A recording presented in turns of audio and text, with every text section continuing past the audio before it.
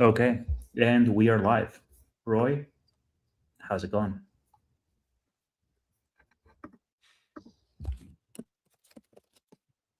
Hello?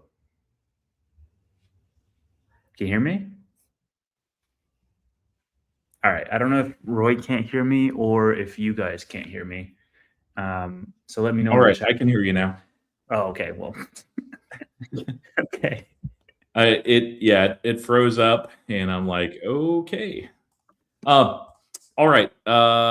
Bootleg Weekly. So remote, and we're having tech issues. I'm down to one screen. I don't know what's going on, but here we are. And what a day on the market. Tevis, how you doing? Good, man. I'm doing good. My internet's going to be crap. Look at this. I've burned my forehead. It's, but other than that, pretty good. Got to put on that sunscreen, man. I know. Yeah.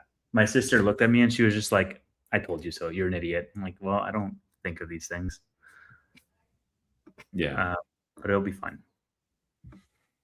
All right. So Tevis, where do you want to start? We got, by the way, if you guys are new with us with Bootleg Weekly, we, of course, are going to cover a select list of topics. And beyond that, we will have a Q&A period. Now, today we're going to talk about, of course, HIMS, whether or not it's back.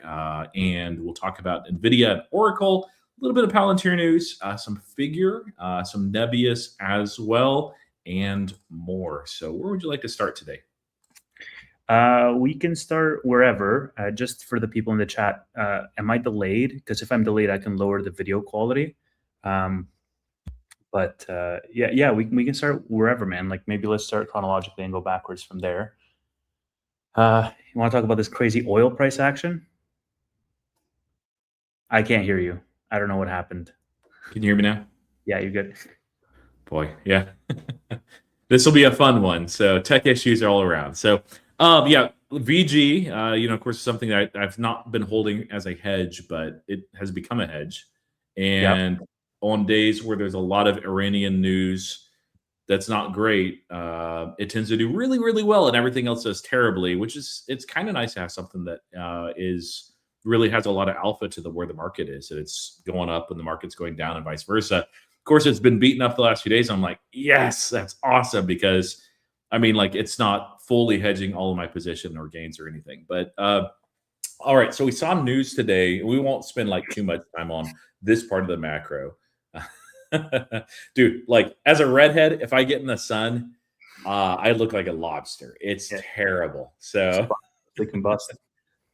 But as far as the one thing that I saw from Iran that seems very pertinent to oil, natural gas, certainly, and also the macro, they threatened to put out 6,000 mines, which across the Strait of Hormuz, which would disrupt things for a long time. It takes a while, even in a body of water that's really not that large, with minesweepers to go through and get all of them. If there's even just one is left, that could be catastrophic, and you can really slow shipping traffic down. So something to keep an eye on. I actually ended up taking a little bit off the table from one of the names that I hold that was up 20-something% today, and I'm like, let me put a little bit of that in the VG, and then the next time VG runs, I'll just kind of have a little bucket of like, I'm going to trade between these two names because they are high alpha for VG and high beta for FIGR. So, but just a small part of both of those positions. Yeah. So for the minesweeper. Yes. Oh, dude. Yes. Tanner, if you hear this message, the world needs you. Clear the Strait of Hormuz, please. Yeah. Professional minesweeper there. So you mean the I didn't get that. What's that? You mean the Strait of America? Strait of America, right? Yeah, it's being renamed apparently. Not really. America. It's yeah.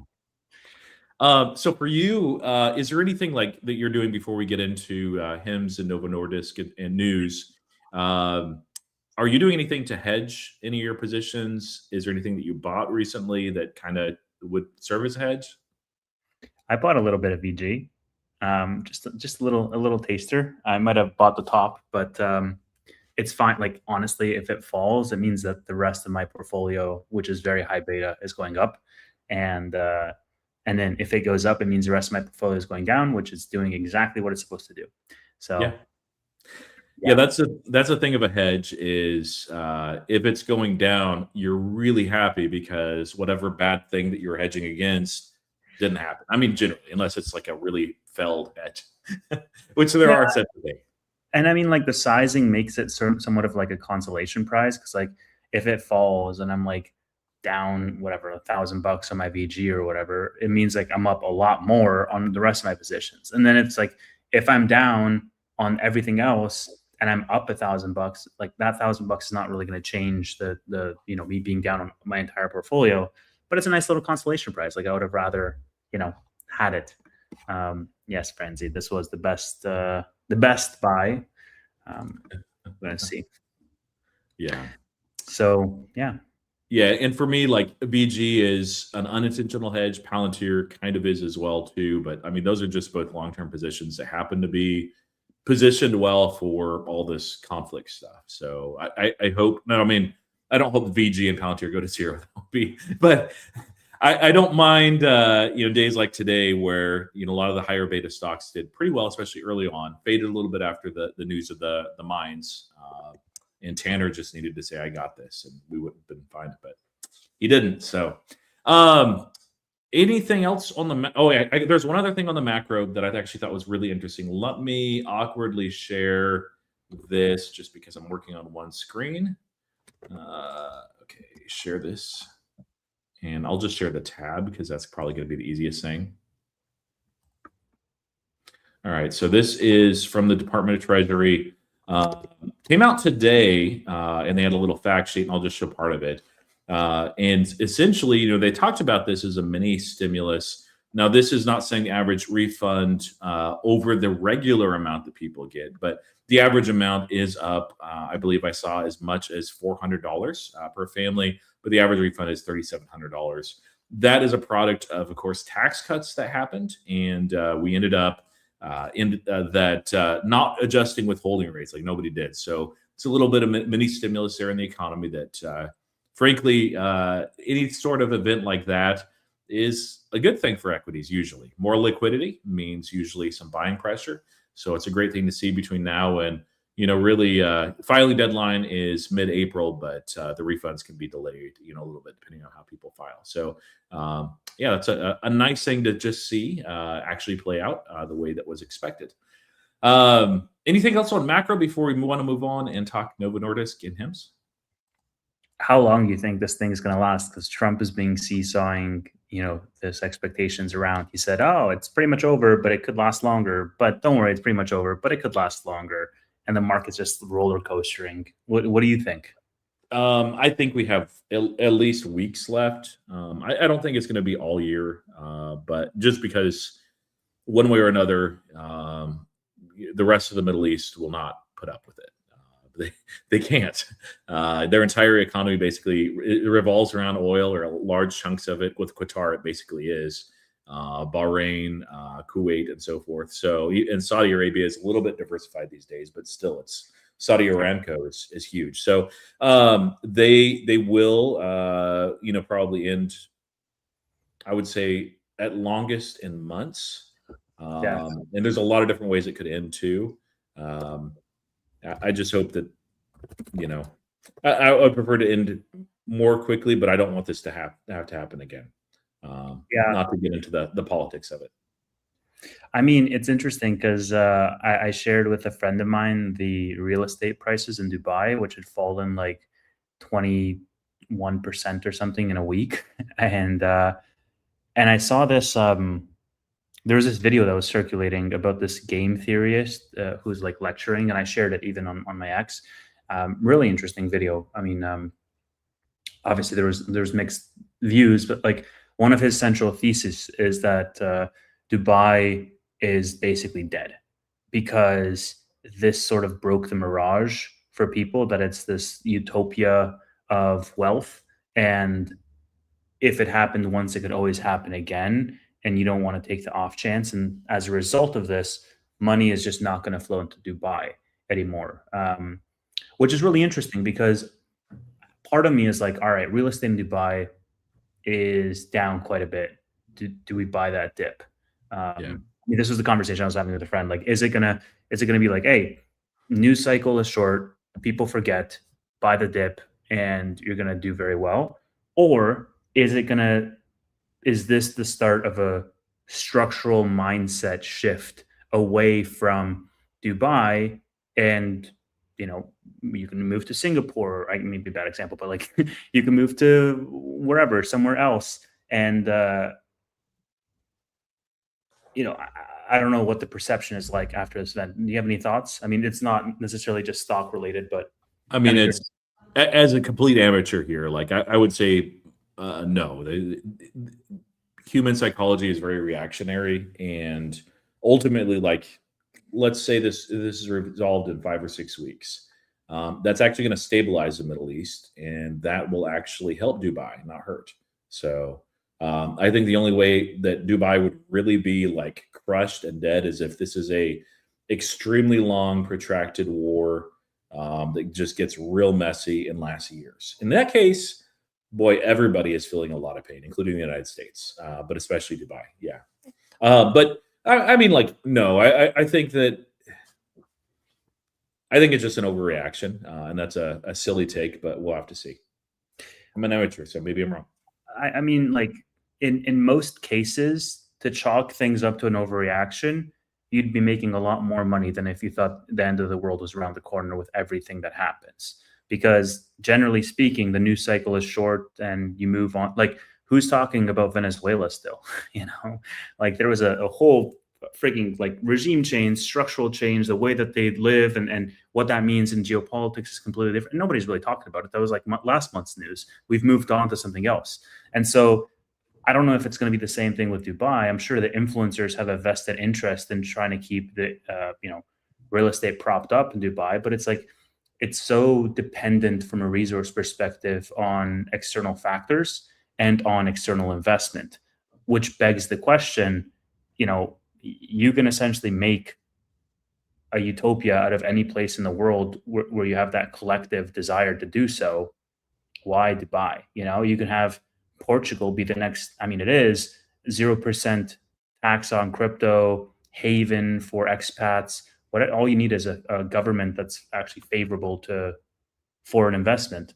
And so I don't necessarily know that there is anything unique about that particular location other than, the government is just very much pro all of this foreign investment, right? So I don't know, man. These are just the thoughts that come into my mind right now. That was a very interesting episode. Yeah, Predictive History channel on YouTube. Hmm. I can sense the biases in a lot of the stuff that he is saying, but like, is very interesting to watch. And Ricardo is asking where in the world, like where would you invest money if not Dubai to say like something is safe? No, he's asking where you're at. I don't think. Well, I'm in Argentina, but I don't know where else is like the new place to invest. Yeah, It, I'm very skeptical. I don't really see another competitor that offers what Dubai offers as far as climate, as far as tax haven and shelter, as far as cost of living. So, and a fairly, at least by Middle East standards, liberal environment. So, yeah, we'll have to see though. Are you going to buy the dip on Dubai? yeah, exactly. With what money, bro? I don't know. Um, yeah, Um, just kind of curious, kind of interesting. They really need to invest in their own defense. And like I know it's such I don't maybe this is and I don't know, maybe I'm just rambling on geopolitics at this point, but like maybe this is the crux of all of these allied countries is that they've defaulted to the US for so long and never really invested on their own uh, national defense. Like Canada's in the same spot, man. If something happened to Canada, like I'm pretty sure you can just strike in the middle of downtown Toronto, and it's like Trump's phone's going to be ringing off the hook. But it's not. There's nothing that they're like. They don't have their own freaking military. It's very very small, and so maybe this just breaks the sort of mirage of saying like, oh wow, the U.S. we thought would always be like Israel, for example, has the Iron Dome or whatever. So like at least they have some type of proprietary defense. I don't know. This is uneducated takes. I'm not a political theorist or whatever, but I think that even if it was to bolster public confidence in foreign investment dollars going there, for them to say, okay, we're actually going to invest in some defense now, and like whatever the case may be, I think that would go a long way, because it's all like, it's very clear now that there's glaring holes in this strategy of like, oh, let's just default to the US. Yeah. It's definitely a risky proposition if suddenly your relations with the US are not that rosy, the US is otherwise engaged, or I mean, like you just need to respond to something the United States can't protect you for. So I don't particularly like us being the world's policeman, just being not getting too far into the political stuff. But yeah, Trump's been talking about it for a long time, the need for NATO and allies to invest more in defense. But like historically, like it's not uncommon, right? Like in eras that seem to be more stable and have less warfare, or regions that, like even in archaeology, you can look and see that there's times when defenses were very minimal, walls are very small, and other times when they're massive fortifications, lots of mass graves, obviously a lot of bad stuff going on. So it's sadly a little bit cyclical too. So shall we talk HIMS and Novo?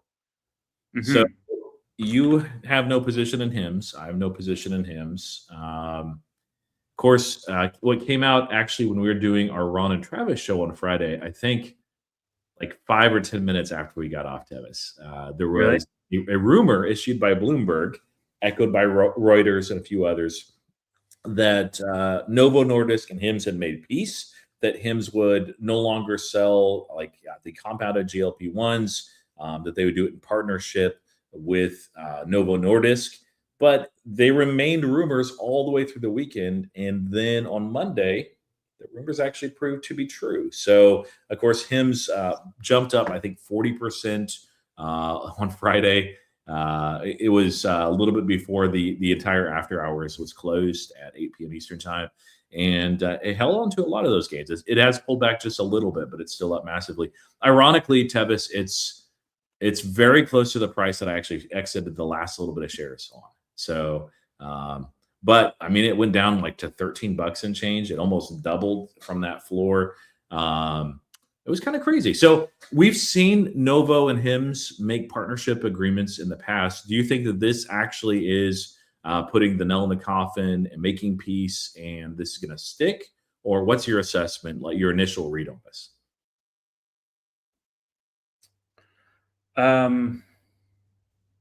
I mean, was it one of Novo's guys that came out that said this time is different, and the lawsuit is dropped? Like, I kind of get it. I didn't think it was going to happen necessarily because of HIMS management, but I kind of get it because Novo, from a sort of game theory perspective, like if they had if they held the cards, if they had a position of strength, they would have done the lawsuit immediately. And for as long as they waited, the more it telegraphed to the market that they don't actually have a strong hand, or that their hand is being forced. They're being forced to play a bad hand. HIMS pushed that to the limit. So HIMS is very much the aggressor, let me say, because the lawsuit dropped like 24 hours after HIMS pushed their luck. Marty McCary came out, and the investigation came out, and then the lawsuit dropped immediately after. And if HIMS hadn't done that, then Novo would not have done the lawsuit. And Novo, if they had a position of strength where they knew this was like slam dunk, no brainer, they would have done the lawsuit like January 2025, February 20, or at least when the compounding stopped back in, when was it, March 2025? So the point being that it kind of makes sense from Novo's part that they flashed this very risky hand, and instead of seeing it all the way through, they just did a compromise. And from that perspective, it makes sense. From the perspective where I don't trust it is I don't trust it with HIMS management, because they've shown time and again to be overly aggressive in pushing their boundaries. And a little bit being provocative in terms of what they can and they can't do. They operate in that gray area. And there's going to come a time, I feel, where HIMS is going to try to bite off way more than they can chew yet again. And I don't necessarily know that it's going to be Novo that breaks it off, or whatever the case is going to be. But I just think that HIMS management is going to do some stupid stuff in the future. And that's ultimately one of the reasons why I was like, hey, if I don't trust the management team, why am I invested in this name? Yeah. Yeah, that's kind of where I'm at too. Like a couple people were asking me, and I do see a couple people in the comments too asking if we're thinking about getting back in, and I'm not. Now, I exited HIMS for a different reason than PayPal. With PayPal, like thesis is broken, and I get out when the thesis is broken. HIMS, I'm like, I don't know if the thesis is even broken or not. It just like it's weakened for sure, and a lot of it has gone back to what you said. Execution risk, management specifically, them doing some crazy decisions. And we've seen, like, that's my concern too. Like, I can see it working out either way, that either they, things are fine, things are stable, and then they start really ramping the 503A exception as far as the compounding, and they're not supposed to, and they made agreement not to. That would be terrible for HIMS, but they'd make some money on the short term.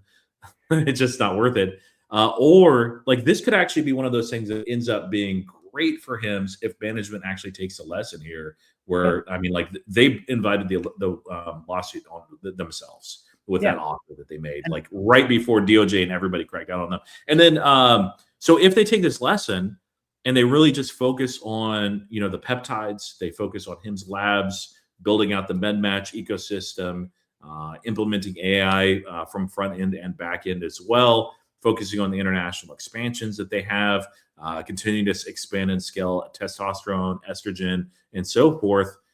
Great. I mean, like those are not nothing. It's a good ecosystem. I really want the company to succeed. I just don't know that that's going to be their focus. It seems like that they're the kid that got caught stealing candy, and they're always like, "Oh man, there's some candy right there, and I can get away with it this time."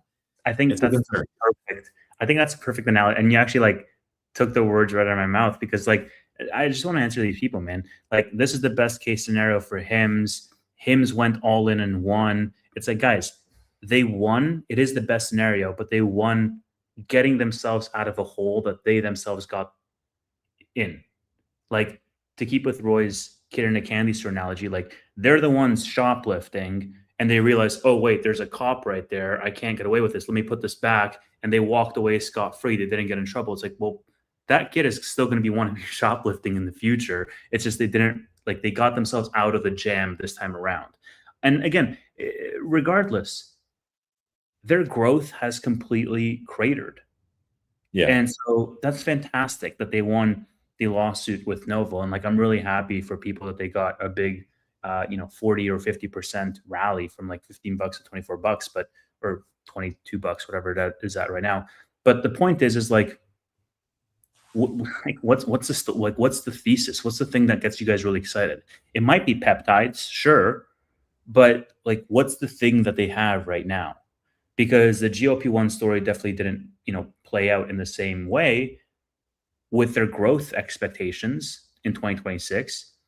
And I don't think that growth is going to be coming back like in as big of a way as it was in 2025. And so I think that's the fundamental thing that changed with HIMS is like, hey, they got themselves into trouble trying to keep that growth rate high by pushing their boundaries. And that's fair. But ultimately it's like, well, they're expecting what, single digit growth? So I'd have to look back. It's not, we're not talking about 50+% growth anymore. And some of that is they still have GLP-1 headwinds, really through May this year. But like they're effectively they're buying revenue through acquisitions. That's not a bad thing. It's not negative, but you'd also want to see a lot more organic growth. And I mean, they're not. And we saw subscriber growth slow. There's a lot of issues. And like, so the bottom line, like for me, there's just better opportunities elsewhere. Like if the entire market had not fallen and given such opportunities, I probably would have held on HIMS all the way through it. Because again, I don't know that the thesis is broken. It has weakened. My position was pretty small, but I'd rather be in NBIS. I'd rather be in actually a lot of other names. So, so I'm just going to leave it, of course, on the pretty active watch list. Jarrett's, thank you. 14.9% annualized projected. That sounds right to me. I think he's right. So it's like if you're going for 14% growth, just buy Wix instead, guys. Yeah, you're getting growth rate. Yeah, Wix, or you can do like something like NBIS growing 500% this year, FIGR growing 100%, SOFI growing 40 to 50%, Palantir growing 60 to 70%. Like if you want growth, you can have growth, and some of those names are trading at a premium. Some of them are really not. So, yeah, like SOFI, like it's hard. Like I think a lot of our chat owns SOFI, and it's like, okay, SOFI where it's at right now, or HIMS where it's at right now, which is the better opportunity? Well, for me, I think SOFI thesis is very clear. Now, we could chop for a lot longer. We could be rejected from the S&P 500 for eight quarters or something silly. Long term, they're going to do very, very well. They have a lot of catalysts. We're going to see meaningful growth, no matter whether the stock wants to price anything in or not. Yeah, there we are. Yep. I want to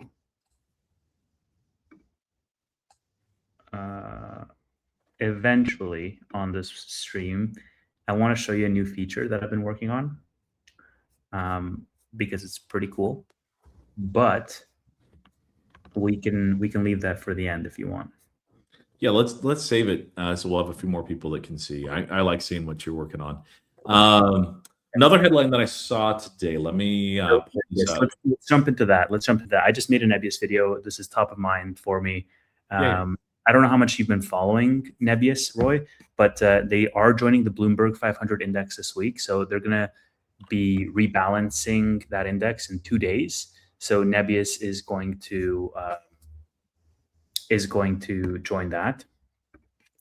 And they also have hired a head of growth, essentially, for North America and also for Asia Pacific. So one person to lead their growth charge. I forget what their actual title is, vice president of something. And then also they are hiring for a data center role in Spain. So potentially you can see a Spanish data center for HIMS or for NBIS. Yeah, I mean, like I like that they're focusing on Europe too. I think that they not being CoreWeave, like CoreWeave, I think is fine. Like there's nothing wrong with it, but it's American, and there's some anti-American bias right now in Europe, like it or not. So NBIS will benefit from that. But yeah, I don't track NBIS like super closely, especially right now with the dissertation defense in 2 days. I don't have nearly as much time as I'd like that's free, and I probably won't for a couple weeks after either. But yeah, I'm glad to own it. It seems pretty clear inference is going to be in demand, despite news. Is there any other NBIS news? And otherwise, we'll talk about the Oracle, NVIDIA, OpenAI data center thing, and maybe we can get there by way of this as a segue. What did you think of NVIDIA wanting to build their own little OpenClaw for enterprises? Yeah, I mean, like it's pretty neat. I thought it was kind of a matter of a time that they would get into that. I mean, there's going to be a lot, just because OpenClaw went from not existing to everybody knows about it and is super excited about it. And whenever you have something like that, you're going to have a lot of major companies wanting to make their own version. So the team there at NVIDIA seems very credible, very competent as well. And of course, they have pretty good vertical integration there. So it should be at least good. We'll have to see how amazing it is. It's hard for me because I don't use OpenClaw, like to know. Have you ever used OpenClaw? No. Yeah. Like without like actually playing around with it and then looking to see what NVIDIA does. The nice thing with NVIDIA is like they don't just put out demos and that's it. And the product actually is terrible. So yeah, I think it should be interesting what that final iteration looks like. Mm-hmm. All right, let's talk about Oracle. I didn't look at the earnings, but apparently they were good because everything's pumping. Everything's pumping? I thought so. I mean, I guess not anymore. Oh, I thought you meant like after hours. That's what I meant, but maybe not anymore. I mean, S&P 500's at negative 0.04%. Fine. I see a few things up. VG, all right. NBIS is up like almost 2%. Yeah, and so is VG. Yeah. So yeah, we'll have to see. Like these have been like extremely volatile days. We've not really had just a very tame day that hasn't moved very much in a while. It feels like we've had some that have gotten close back to zero. Like today, case in point, it ran really hard, faded towards the end with the Strait of Hormuz and the mines news. We've seen it the other direction too, where it just sells off. Things are looking gloom and doom. This is Monday. Actually ended up being a nice positive day. So just crazy volatility that's happening. One of the factors that added to the volatility, of course, was last week on Thursday, there was news that came out at the time that said, hey, Oracle and OpenAI, of course, had we're going to build a data center as part of the Stargate project in Abilene, Texas, and that Oracle was actually getting out. Now, at the time, NVIDIA just tanked on the news. I think it was down 3 or 4%. Of course, originally, it wasn't Rubin. It was BlackRock is wrong. I can't think of the term. Blackwell. Thank you, Blackwell. Yeah, it's like not BlackRock. Blackwell was going to be used for that data center. So it was bearish NVIDIA. But Oracle was flat. And I'm like, well, it's not bullish Oracle either. Essentially, Oracle has way too much debt, and I thought, it makes sense that they're actually going to exit this play. Now, a little bit more to that. We actually came out. We had some more information. Let me throw this up. Let me share just this tab actually again. That's going to be the easiest thing while I'm at one screen. And let me find it. Okay, here we go. So this came out, of course, yesterday, that OpenAI passed on expanding the Abilene site with Oracle because it wanted separate facilities built around NVIDIA's upcoming Vera Rubin chips. Oracle then walked away. NVIDIA put down $150 million deposit on the site and is now in early talks to place it with other big tech tenants like Meta. So it doesn't really sound bearish NVIDIA at all. In fact, it actually sounds positive, which is what I noted. But not, well, I guess before, let me pause on sharing that.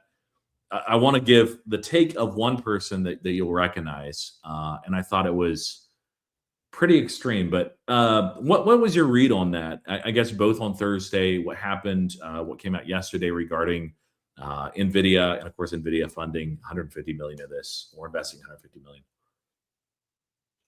Like, it's not bearish, right? No, Data it's not. Yeah. I don't even know, man. I don't even know what to make of all this funding. Like, I feel like at this point we're sort of in too deep. That there's been so much money that's been, like, all this circular investing has happened for long enough where I wouldn't be surprised if there's more. More like it, I'm sort of desensitized to it right now because I think the time for concern was 6 months ago when this was only first starting to happen. But now it's just like, if NVIDIA doesn't invest a single other dollar and OpenAI goes to zero, or any one of these falls, like, there's going to be a domino effect across the market because of investments that they made all throughout this time. So I think the investment is going to pay dividends. I mean, I think it's. I mean, we can talk about Anthropic too, but like, it's from using LLMs more and more personally, I get more and more bullish on the total addressable market, and from seeing the rate of improvements across the board from a software perspective, it blows my mind. And I feel like, wow, like, I am underinvested, and even some of these players are underinvested in these massive, CapEx spend to build out the supply, but also in the investments they're making across the board. because I do think that it will be a paradigm shift that everybody will win. Oh, OpenAI, it's like, no, they're not going to go to zero, but they might be like the third biggest search engine or whatever. And so like it's that big of a wave. Now, it could absolutely be a bubble and everything goes to zero and we just don't see it yet. But from what I see, it's quite crazy. And it's complete. I was on the phone with Matt last night and it's totally messed with my head because he's building a product, I'm building a product, and I feel as though you're sort of in this little hamster wheel Hmm. where every single day something new comes out and there's most like if I go outside for a walk or to do some tourist shit or exploring, like I come back and there's like four new features that dropped across the board. I'm like, oh my God, I can't keep up. Like I cannot keep up with all the thing. And like everybody's doing their own like GitHub repos and they're open sourcing all their projects. And it's like honestly, man, my X feed is all AI stuff right now. It's not even investing stuff anymore. It's just like all the For You page is just like open claw this, business that, so on and so forth. And it's completely messing with my head because I know it's very echo chambery. And I know that like if I step outside and I talk to 10 people on the street, 10 of Yeah. them won't know what the hell Anthropic just dropped today. Yeah. You know what I'm saying? Like, oh my, Anthropic just dropped code reviews, guys, but the code reviews cost $15. Let's annualize that by the amount of PRs you do and multiply that by a software engineer and how much are you going to say? Like nobody gives a shit. But like it's just it's one data point in a sea of data points, and it's all so happening so fast that it honestly makes me feel as though like I know I'm ahead of the curve, but you can't help but feeling behind it, right? If you're in it or if you're out of it, if that makes sense. Like I'm sure like what's his name? Karpathy dropped something new and it was really cool. It was like Yeah. LLMs that self-train and allow themselves to get better and better. I'm sure Yeah. he even feels behind it sometimes. Like it doesn't matter what level, what ring you're on of AI exposure. There's so much happening around you that you cannot help but feel behind. Yeah. Yeah, no, I think probably even like the actual leaders in the field feel the same. Like there's so much happening, you cannot keep up with it. It's tough. Yeah, another. So not everybody thinks this. So there are people, of course, that are still thinking AI is just a big bubble. It's going to blow over. That the ROI is not there. No, this dude works on vacation. He doesn't really vacation. I mean, maybe a little bit, but yeah. I'm happier. I'm like more tan. Leave me alone. I put out a video for you guys. I apologize. I hadn't put out a video in 3 days. I'm like, dude, I was telling Matt last night, I was like, dude, I've procrastinated on a YouTube video that I've had ready to go. I just procrastinated on the recording of it for like 3 days because I'm just doing other stuff, you know? But yeah, like I could not be more bullish on Nebius. I could not be more bullish on the stuff that will come out of AI. Cause like if you think about like the production pipeline, Alex Hormozy has this thing where he's like, you're only as good as the weakest part of your like production pipeline chain. So for example, if you're doing a solo business, Roy's solo business, right? The first one, like the first step of the chain is like, what is the product offering? Or and can you build it? Like engineering, design, product, whatever. And then the second part is like, can you package it and can you market it? And then third, and then all that is like SEO and like um, you know, what are the marketing tactics and how do you do UGC and all this other shit? And then and so on and so forth. And then it's like, can you do the accounting? Can you do the financial modeling? Can you do the scaling? Can you do the training of the team? And you're only as good as what is your weakest part of that chain. I could be really good at product, I could be really good at leading a team, I could be really good at XYZ, but I don't know SEO or I don't know marketing or I don't know whatever. And it's just like my business won't get to the level where it needs to get to because there's one part of that like ladder that's missing. AI is going to make it where every single part of that ladder is amazing.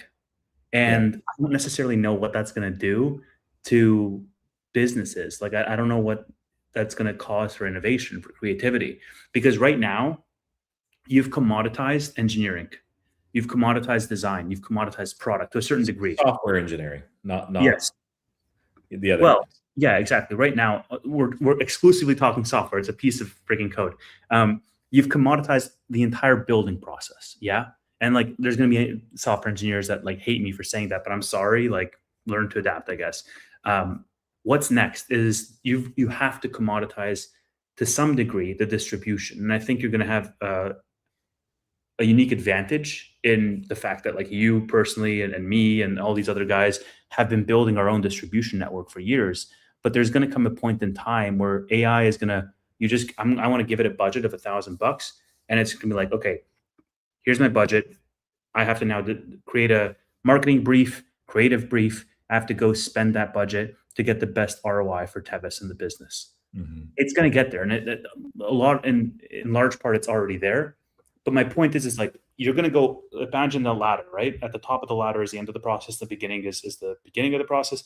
AI is like down here. And eventually it's going to be here, here, here, here. And all of that is going to happen end to end in under a year. So it's going to get good at distribution. It's going to get good at marketing. It's going to get good at, the sales. It's going to get good at gathering the feedback and creating the whole virtuous cycle. And I think I was looking at a project called Paperclip. So basically what it is, and I know I'm rambling, I'm sorry, but basically what it is like, it's software you're creating a virtual company of agents. And so you have OpenClaw, and let's say I have agent number 1 and it's an engineer, agent number 2 is a designer, agent number 3 is the marketer or whatever. Paperclip is like the company that connects all the agents. And so the agents talk with each other. And I was just like, holy crap, man, like you're building an entire digital company.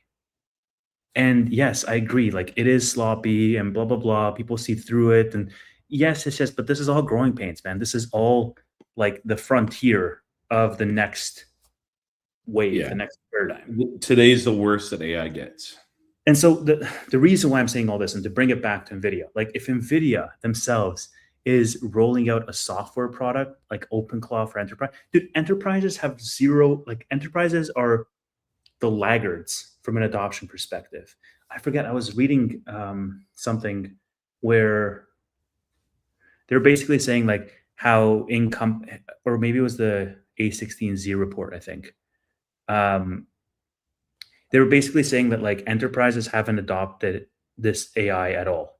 Like agentic, forget about it. OpenClaw, forget about it. But they haven't, like, they're slow to adopt even like the LLMs. Like security will get on their ass about it, and it's like, oh well, do we have any vulnerabilities and this and that? And it's just that's a massive opportunity to me. And the fact that the biggest company in the world is saying that's a massive opportunity is further validation of that demand, which makes me feel so freaking good at night when they're investing hundreds of millions, if not billions or hundreds of billions of dollars into this paradigm. Because it's like, I'm super bullish on the individual level of what I can build, and they're super bullish on the macro level of like the landscape that I don't see, but Jensen sees because he's leading the world's biggest company. So TLDR, it's bullish. Yeah. AI is real. Now, we'll get back to NVIDIA on one more thing in just a moment, but I saw a pretty funny post. Of course, we've talked Palantir a little bit, and let me just add a little bit of Palantir in here. Like Palantir was tasked by Polymarket actually to basically actively scan and look through predictions as they come. This isn't the post, but you can show it up if it's the next thing. And just because there's been a lot of sketchy stuff that happened in prediction markets, just like use case after use case. So anyway, last week I saw the funniest thing that Michael Burry ever put out, which was he's been anti-Palantir, basically saying it's an AI wrapper, it's not an AI company, and it doesn't really do anything, just like as extremely ignorant and bearish as he possibly could be. Clearly doesn't understand what the company does. And then he comes out and he talks about OpenAI and Anthropic and Claude and all these LLMs. And he's like, okay, these are commodities and they hallucinate all the time. And it's hard to extract value, especially in the enterprise scale. They made very little penetration. And so, yeah. And I'm like, so you're making Palantir's bull thesis. Like it just, That's part of the bull thesis. I'm like, I don't understand this guy. Somehow he misses it. So this came out, I think it was today. Yeah, it was today.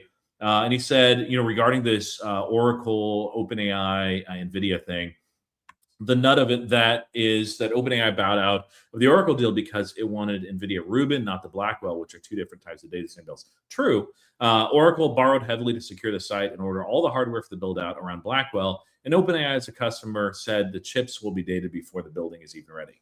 Then NVIDIA got involved and paid $150 million to block AMD from getting the Oracle built contract. This is how NVIDIA throws its weight around to block AMD and use by its customers. It is Mafia-like and should be an antitrust case. The Justice Department has been investigating NVIDIA for almost 2 years, but I don't think Trump's DOJ will prosecute NVIDIA. And Oracle and OpenAI are still partners. Meta took the build that OpenAI abandoned, etc. So the Illuminati are also already saying no big deal, but it's absolutely a huge deal. This is playing out as some of us said it would. There are signs showing up in several places, and they're the exact signs we said that would show up. It's actually kind of crazy. I don't think he understands AI at all, and he should probably stop talking. Like, if you look at the comments, I won't pull them up. People can look at them themselves. A lot of people are like, dude, what's wrong with you? So in essence, like, he's saying NVIDIA is the mafia, that they're engaging in antitrust practices by basically providing $150 million towards the project. It's an NVIDIA project, so it's bullish regardless. Like, hey, it's just there to block AMD. Now, AMD has, instead of lots of cash like NVIDIA, just because they're a cash printer, they've had to sell themselves, essentially prostituting themselves, saying, hey, here's some equity from us. Please let us buy from us instead. And they've secured a number of deals just through that. Now, it doesn't mean that AMD has bad products by any means. Like, it's a good company, very good product. But like, all this really is showcasing how exceptional NVIDIA technology is. Of course, the Vera Rubin especially seems like people are incredibly excited about it, and they should be. And then second, how ridiculous that huge cash position is for NVIDIA and what they're able to do with their free cash flow. Like, they can do things that other companies can't do. Like 150 million, just casually being like, yeah, here you go, 150 million. It's immense. So yeah, Burry, weird take. It's not antitrust. There's a reason why nothing has come over the DOJ investigation. And his position on Palantir is weird and very ignorant. But I get it. Like, it started out with valuation. Yeah, valuation. He's absolutely right on that. TA, fine, whatever. All the rest of it, for the most part, like, he's not even talking about international. Like, he should be talking about international. Burry, if you want a bear argument, look there. Look at the customer count. Look at the revenue. But anyway, it's like the one chink in the armor for Palantir, but everything else is solid. NVIDIA, like, what are you doing betting against NVIDIA or thinking it's going to go down, that it's all cyclical and it's all going to fall? I feel like he's chasing what happened in 2008 and trying to recreate that. And you're not going to with AI. It's not the same thing. And you're certainly not going to with NVIDIA. So I'm sorry. At best, NVIDIA might be a bit of an opportunity cost because it's been trading like a stable coin. And I don't even think that's going to be the reality. So what about you, Tevis? Like, seeing that, was this your first time seeing that Burry take? Yeah. What do you think? I mean, at this point, man, it's just like every week there's something new with regards to Dr. Burry. And I've sort of stopped listening to a large degree. Like, it seems very much boy cried wolf. But at the same time, like, you're going to say, well, 2008, it seemed like boy cried wolf because he was so early, and like it could be early. And like, sure, he could be, and we're going to see. The arguments, I don't think, make that much sense to me. But again, we're all outsiders looking in. One of the funniest things too, actually, let me reshare this because Franzi reminded me. The first comment is his. He asked Grok basically who knows more about what they're talking about, him or the people in the comments, and he's like, "Oh wow, Grok sided with me, awesome, dude." This is not 2023 where it's like, "Oh man, AI agreed with me, it's huge." he's lost here. Like I don't know what he's doing. I don't think he knows what he's doing. So, and that's fine. I mean, like, you got to pick and choose, man. Like, I made a post earlier today where I was just like, oh man, Buffett sold Amazon, like, time to get out. It's like, well, how about you look at, 20 investors who opened a position in Amazon this quarter? Like, that's the beautiful thing, man, about like the world that we live in. It is not in a vacuum, and it's so diverse in terms of thought that you have free reign to create your own idols that you want to follow. And if the Burry argument makes sense to you for whatever reason, you hate Palantir, you hate AI, and it's just validation of that hatred, go for it. It's your own money that you're investing. If you lose it, you lose it. If you make money, you make money. And like, that's the game. Like, that's the beautiful thing about the markets. So I don't really agree with Dr. Burry. I don't think that the arguments are strong. I'm not discounting that he is a very smart individual. He could be misguided. Absolutely. I'm also not discounting that there is some emotional component here of having had that success, having been the guy, and they've made a freaking movie with like him as like the guy, and then there's this pressure on you to try to find the next thing. AI is bigger than any of the other like waves that we've had, in my opinion. Because like, what are the waves? It's like the internet, it's mobile, it's cloud. You could make an argument, metaverse, and like AI. Like, I think AI is the biggest one of all. And so it's just like, dude, if you can't find a contrarian pick to be the guy here, then it's just like, you can't do it anywhere. Something. I mean, like, there's plenty of opportunities there, even if you don't want to touch tech at all. Like, it really is. And he is long on a few things too. A few of you are commenting and saying he's a good value investor, and maybe he's made some great picks in the past. He's made a whole lot of wrong predictions, and like, the thing is, if you're a perma bear, and I wouldn't say he's quite a perma bear, but he's pretty close. The natural bias of the market is up and to the right, and if you are against that, you better be really good, because even the best people there that are very smart, I'm not saying he's unintelligent, they're fighting against the natural bias of the market. So it's tough. So can you throw up Clipgrid's comment? It goes right here. What are your guys' thoughts on AMD long term? Hold on. Before I throw that up, Superstar said this, and then Kryptonite said this on your chat. Exactly the same thing on two different chats. Are these the same person? It's the same person, different names. Yeah. He's watching both streams. Appreciate the view. Look, Superstar / Kryptonite said differently, 99.99% of hedge fund managers, mutual fund managers, and portfolio managers do not post any social media. Ask yourself, why are we talking about the 0.01% that does? Do you know why, Superstar / Kryptonite? It's because that's the only one we can talk about. Yeah. Like, I can only give my opinion on something that happens. I can't give my opinion on nothing. And so if I don't know what they're doing, I can't have a thought about what they're doing. Yeah. Can you throw up Clipgrids at 654? Well, you're not an East. What are you guys' thoughts on AMD long term? I like Lisa Su. I like AMD. I just prefer NVIDIA, and I like a super concentrated portfolio enough. If I was the type of guy where I wanted to like triple my number of positions and hold 30 names, AMD would probably be one of them. I think it's a very solid company, and obviously they're going to grow very well too. I think NVIDIA is a stronger company. I think Jensen Huang is a stronger CEO. And that's not to say Lisa Su's bad or AMD's bad. It's one of the best companies, if not the best, on the planet. And it's one of the best CEOs, if not the best, on the planet too. So I'm going to pick the best. Now, AMD, of course, when I initially started my NVIDIA position, AMD's up relative to where I am in NVIDIA, although NVIDIA is up very nicely too. So I could be wrong, but yeah. That's What are your thoughts on AMD, if you have any? It's not a matter of me being bearish on any company involved with AI. It's just, to what varying degrees of bullish am I? It's not like, oh, I think AMD is going to go to zero and NVIDIA is going to go to the moon. It's like, they're both going to do very well. Which one is going to do better is the real question, Yeah.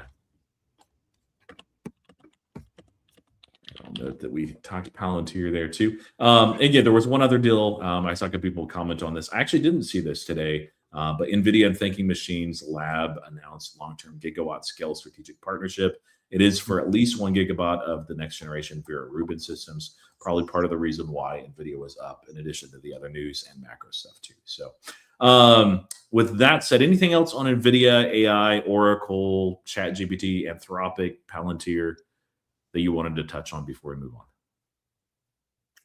on? No.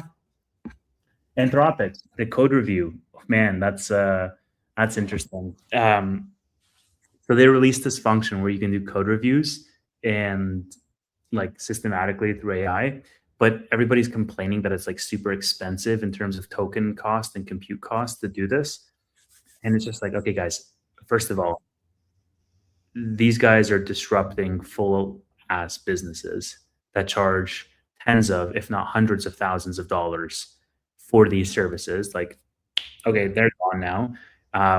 Second of all, not going to be $20 a month for that. Yeah. Second of all, these guys are disrupting professions of engineers who maybe get through, 2 or 3 code reviews a day, let's say, and now it's like a fraction of the cost.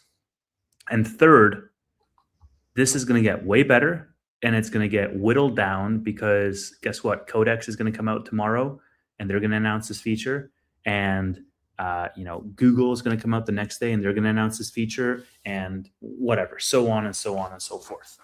I think it's so exciting, man, because I'm like, dude, I like people complaining to me that a code review for $20 is too expensive is so rich because first of all, you're being subsidized to the tune of $5,000 a month for Anthropic. Like they posted this. They're like, hey, if you are paying $200 a month, which is the highest plan, we have some users, not everybody, but there's some users who like use $5,000 of tokens for the month, and they're like, cool, we're going to subsidize that. We're going to eat the cost just to get you hooked. And so it's just like, okay, well, if you're paying $200 a month, who gives a who cares if it's $20 for the code review? Because like that, you have an upper cap as to what you're like. Anthropic's going to foot the bill for the rest for right now. And so I don't know, man. I just think it's such a cool time to be alive because there's so many interesting things happening. Like tomorrow, another business could be entirely disrupted by Anthropic or by Codex or whomever else. Yeah, we're like in the Wild West of AI right now. So, and also predictions market and eventually robotics. It's a fun time to be alive, not a dull time at all. There's problems, sure, but yeah. All right. So one other name that I wanted to for sure touch on today, and let me note where it's here, is FIGR. Now, this is not Figma. A lot of people do confuse that ticker with the other. Let me share with you a tab. Yeah, that'll work right there. And I ended up actually doing a deep dive on this. Long overdue. FIGR is one of those that when you first look into it, it's like, oh yeah, this is pretty simple. And the thesis is actually really simple and straightforward, but they're doing so much and there's a complexity to it that it takes a while to understand. And by the time you understand, then they launch the next thing. And it's like, okay, what in the world are they doing now? So what I really like about this, though, you can see that price at the top. That isn't like a fake price or anything. That was a price when FIGR came out. Do you know what FIGR did today, Tevis, or where it's at now? Yeah, it's like what, $34 or something. It went up quite a bit. It went up like 15% today or something like that. It's up 21.29%. It's now nearly $40 a share, $39.64 after hours. Jeez, man. Super high beta name, and like largely what there's a few different things. Like FIGR is actually like, I don't know. It's pretty entertaining. There is some risk there. And I hope to interview the founder, but like founder is Mike Cagney, the original founder of SOFI as well. And like the very simple thesis, and like if you guys are curious about it, read my deep dive. Artemis, which I think I linked theirs as well, has a really good deep dive too, which goes more onto the analytics side. But there aren't many companies that understand traditional finance, the needs, what the market is, where the market is most inefficient, and what they can do as far as regulation, and also natively understands crypto. There's not a lot of companies, and FIGR is basically that company. They built a whole platform around HELOCs initially, now a whole lot of other stuff too, which is growing rapidly. Now they're growing basically 100% year over year. Smaller, it's off of a smaller base, so they're not going to do that every year. Mike Cagney, I think, said 50% is what he's expecting for the compound annual growth rate over the next 3 or 4 years, which I'll take 50% revenue growth. That's okay, especially because they're profitable. So heavily shorted.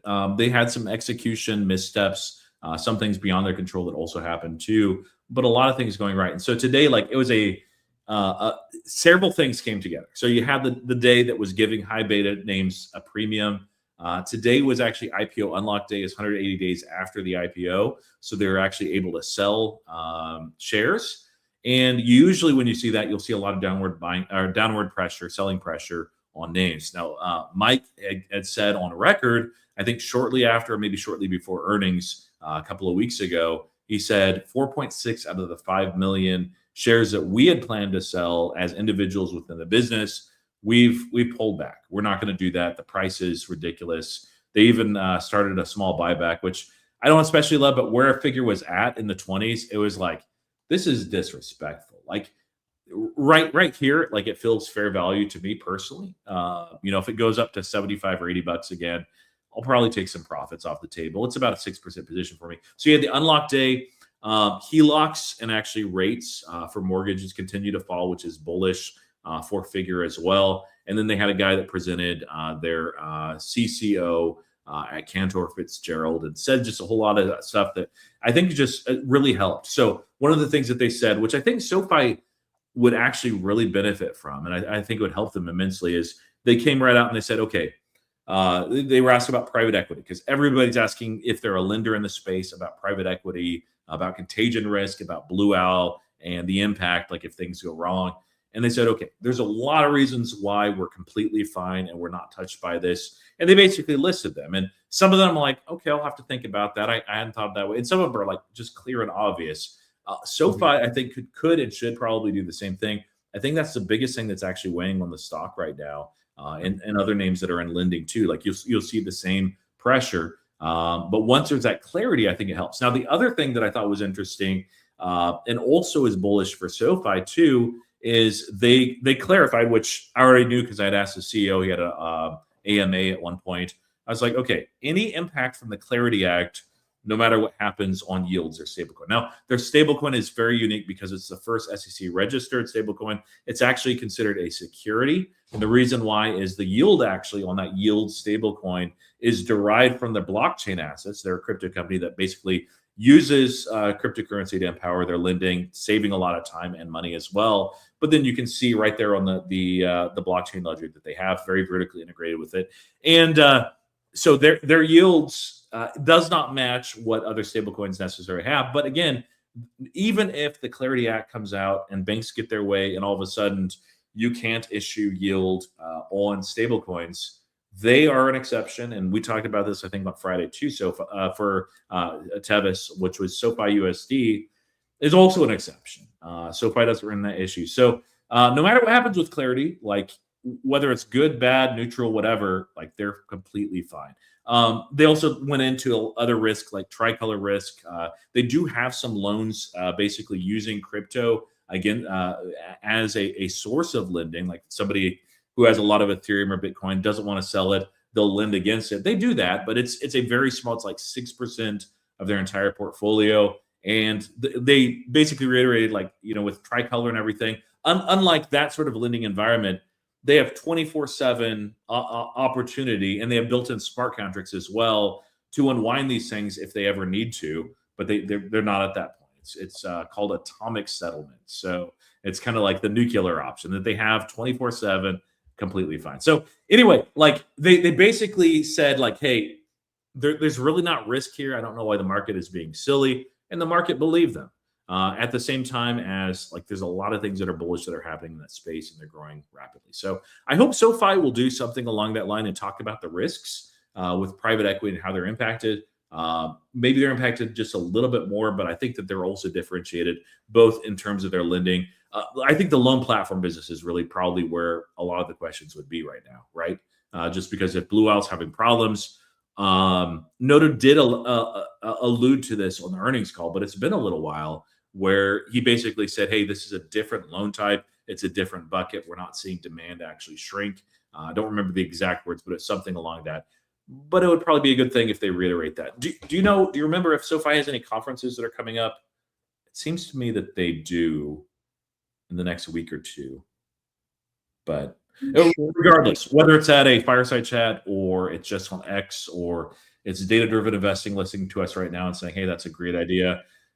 Whatever that looks like, get that out there. It's not going to like go up to like $40 a share instantly. It's not going to have a 20% day like figure, but the SoFi is a credible business. They don't overpromise. They always deliver. And if they're like saying, hey, if the market is disrespecting us because of risk, it's frankly just not there. Here's why. That would be helpful.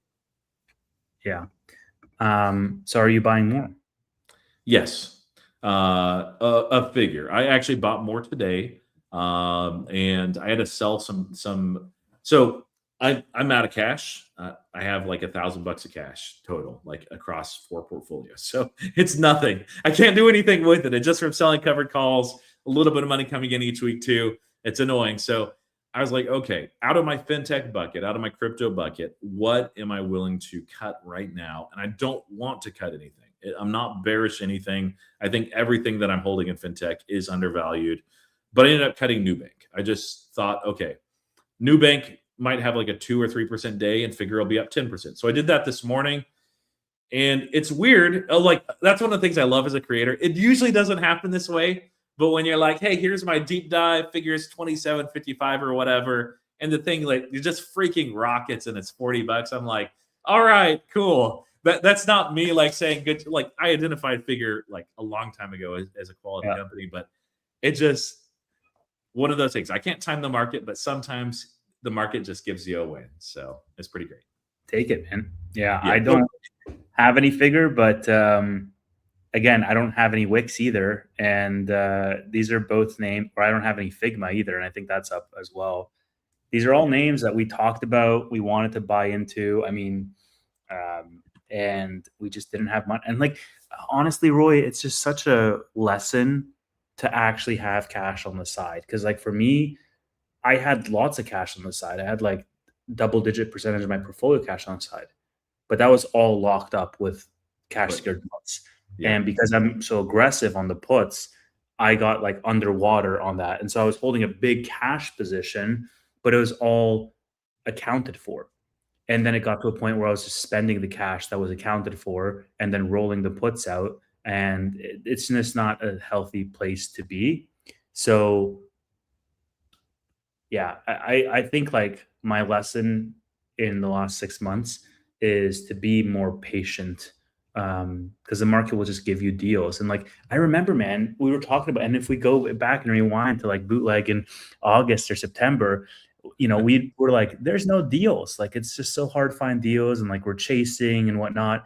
And lo and behold, you know, 2 months later, 1 month later, whatever, it's like, oh, there's too many deals. There's not enough cash. It's like, dude, crazy.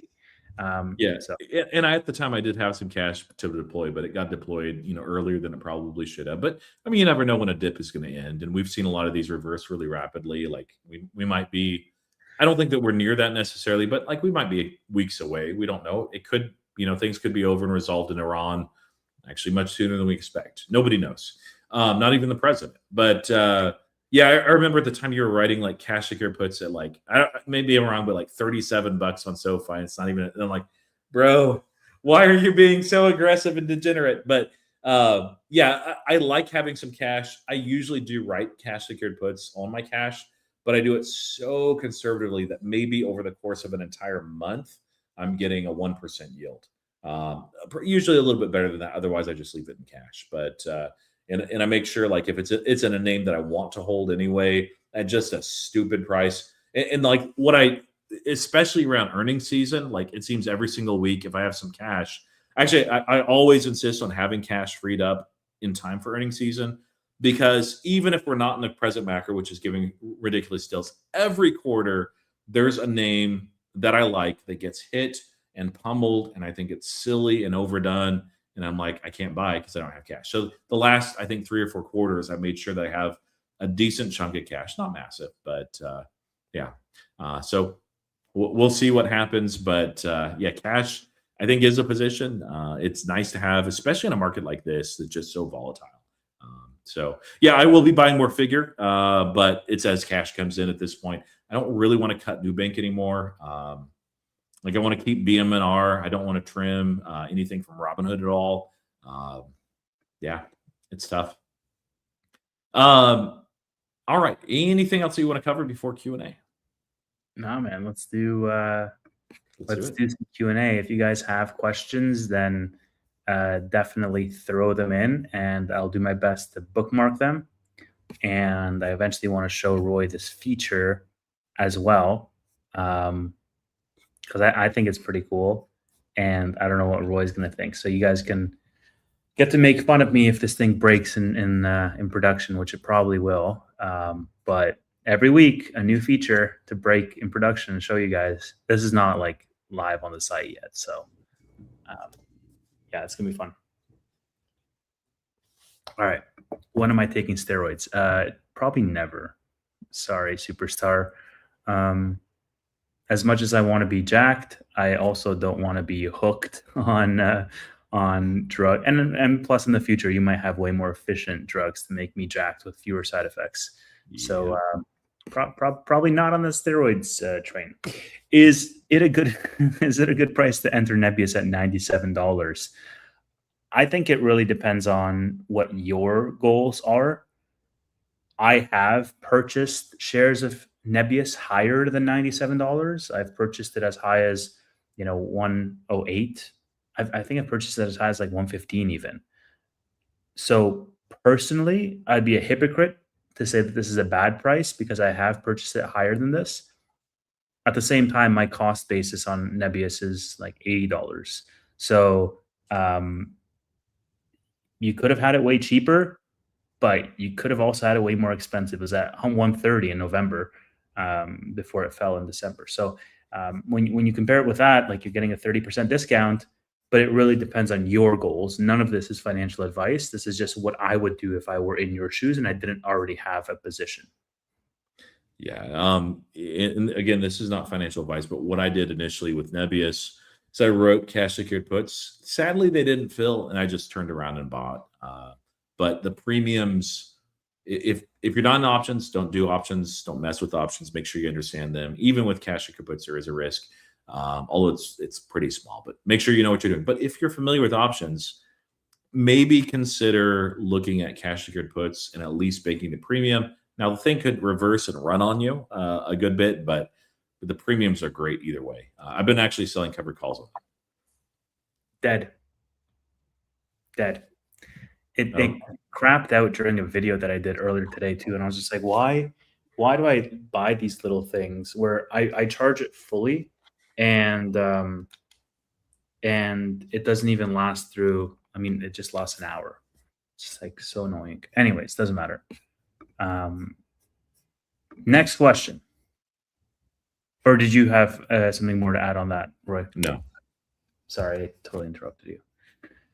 Simon says, have you tried a router instead of a potato? Sir, I am in South America. They have plenty of potatoes. Home of the potato, in fact. Yeah, well, I mean, it's not necessarily, what is it? Is it Idaho? No, the Incan Empire. So like up in the Andes that people first cultivated the potato. I don't mean globally. I mean, in the States, I think it's Idaho, no? Oh, yeah. Idaho's enough for potatoes, but they grow about anywhere. They're one of the most nutritionally complete and advantageous crops out there. Yeah. And we used to think that they were poison for cattle. I've got, so I'm not going to tell them here. Maybe this is a Friday thing, but when I first started working at the university and my supervisor's supervisor was coming by just to, meet those that were kind of newer to the position that I got moved into. They asked like what I was reading, and I was like, oh, I'm reading this book, and it's about like history and horticulture and all sorts of different things. And they're like, oh, well, what's something that was interesting? And so I told them this potato anecdote. And they were like, wow, that's incredible. I was like, yeah, come back tomorrow and I'll tell you another one. For 30 days, maybe longer, like every single day, I had some potato factoid, and a lot of them I knew, but some of my else had to like confirm and look up. So yeah, it's an interesting. I've grown a lot of potatoes too. So yeah, they're amazing. That's super. Yeah, I mean, they're all cloned, Tevis. Cloned? Yeah, almost every single potato that you eat is a clone of another potato. A genetic clone. We actually don't plant potato seeds, with rare exceptions these days. Yeah. Anyway, sorry. That's very interesting. I got a lot of them. So yeah. Yeah, Roy is now Mr. Potato Head. Soon to be Dr. Potato Head, sir. Dr. Potato Head to you, Steve. All right. Oh no. Okay, there's some comments I definitely don't want to throw up. Charles says, asked us a few months ago, HIMS or BMNR to $100 first? BMNR. I think we answered this before. Yeah. Yeah, BMNR. I mean, like HIMS could squeeze. It always has high short interest. BMNR does have some, though. I like BMNR. I think it's a lot more clear. It's just, when does Ethereum take off? There's a lot going for it. I actually did a video yesterday, I believe, Tevis, on BMNR, and some of it related to the new bear thesis that came out last week. But there's also some interesting things, like essentially the bear case is the Fusaka update was too good. Did you see the?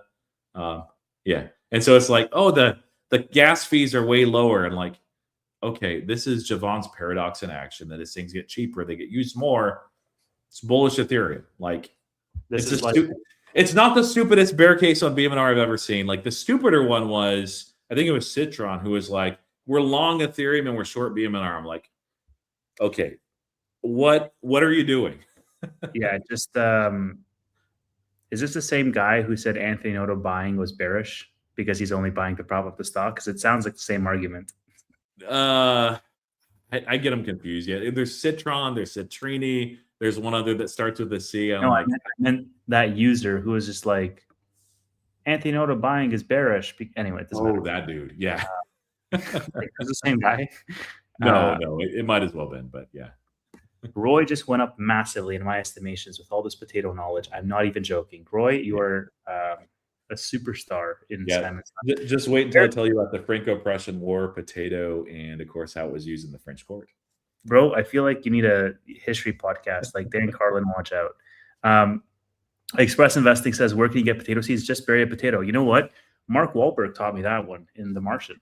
Yeah. So there you go. Technically, that's not a seed, but that's the clone. They do have seeds. You can grow them. Too much potato stuff. So, I mean, what is a seed really? How do you define a seed? Because a clone could be a seed. There's a very specific botanical definition. So I'm not going to play this game. I'll lose. But yeah, the Martian is a great. I read it as a book, and when it came out as a movie, I was so excited. It's like, I think the book is just slightly better, but man, it's great. So if you guys haven't seen it, I recommend. Yes, I meant Matt Damon. Sorry, guys, not Marky Mark. I meant Matt Damon. Oh no. All right, next question. Did Tevis sell HIMS at the bottom? Yes. The last tranche of HIMS I sold at like $50.15. So you guys should follow me to know what all the contrarian plays are, because I definitely sold HIMS at that last tranche I sold at the bottom. Did you mention NVIDIA and Thinking Machines partnership? We talked about it briefly. Yeah, I don't know. Like, I've heard Thinking Machines. I'm not familiar with them, I won't say. I recognize the name. That's about it. I read the press release. I don't know much about them. I'll just be honest. Yeah. But a gigawatt is a gigawatt. So Vera Rubin, great. Yeah, honestly, if you had that on a shirt, I would buy it. A gigawatt is a gigawatt. Yeah. Just the math is mathing. Yeah. Potatoes are not a seed. Potato Squeaky. Yeah, with Dr. Potato Head himself. Any thoughts on Poet technology? Chart looks good on a monthly time frame. I've never liked it, and I don't know. I've not followed the company much, but in 2023, they were basically paying people to pump the stock, and I just stay away from companies that do that. It could be legit and amazing and great. When I last looked at it, probably 6 months ago, it looked like it had gone on a pretty good run. So yeah, do your own due diligence, but that always just scares me off of a company. So ticker symbol U is one of those. And his was not quite as bad because he actually did deep dives, but there's others as well on X that will constantly pump, and then they'll have the same little disclaimer afterwards as well. I haven't seen them do it recently. But I don't like that.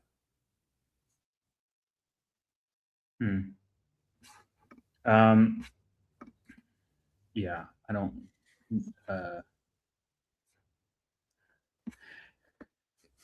I'm sorry, I'm just laughing in the comments. It would work well. Would it work well with creating macros for Excel? I'm not sure what this is about. Maybe coding. I think it was Anthropic's new offering, but I'm not 100% sure. Maybe NVIDIA. Igor says Anthropic, so you would be better equipped to answer that, Tevis. Yeah, Jonathan says, I'd like a weekly show about gardening. There are some out there. There's some really good ones. Like in COVID, there was 3 things that I had time to branch out for that I didn't before. One was individual investing. One was gardening. And man, I went from being a pretty decent gardener to it was pretty incredible what we were able to do with actual time. And the other was play ukulele. So to answer Igor's question, yes, I think Claude would work very well for creating macros with Excel. I created several Chrome plugins, and it basically just one-shot them. I do know that Claude has out-of-the-box functionality. I think Microsoft actually announced news this week that they integrated with Claude. Did you know this, Roy? Where here? Maybe I think I have it on my profile. I posted about this. While you're looking for it, Bab Tamori says Claude Excel extension does not do macros. You need to copy and paste them, but it's still better than Copilot. I don't know if you saw this, but Satya said announcing Copilot Cowork.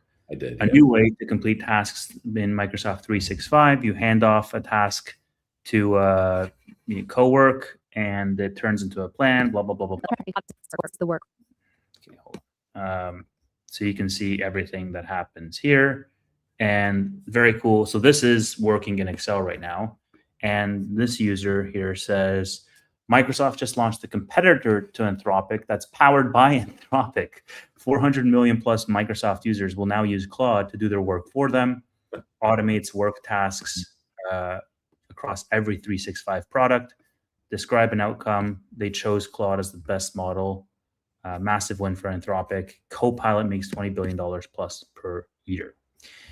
So yeah, I think Claude is, to my knowledge, the forefront model right now from a knowledge perspective, at least from the coding side of things. So could you do it with Mac? I'm sure you could find a way to do it for macros. I haven't really looked into macros specifically myself, but if you actually remove the macros, so this is something that I don't know if this is relevant.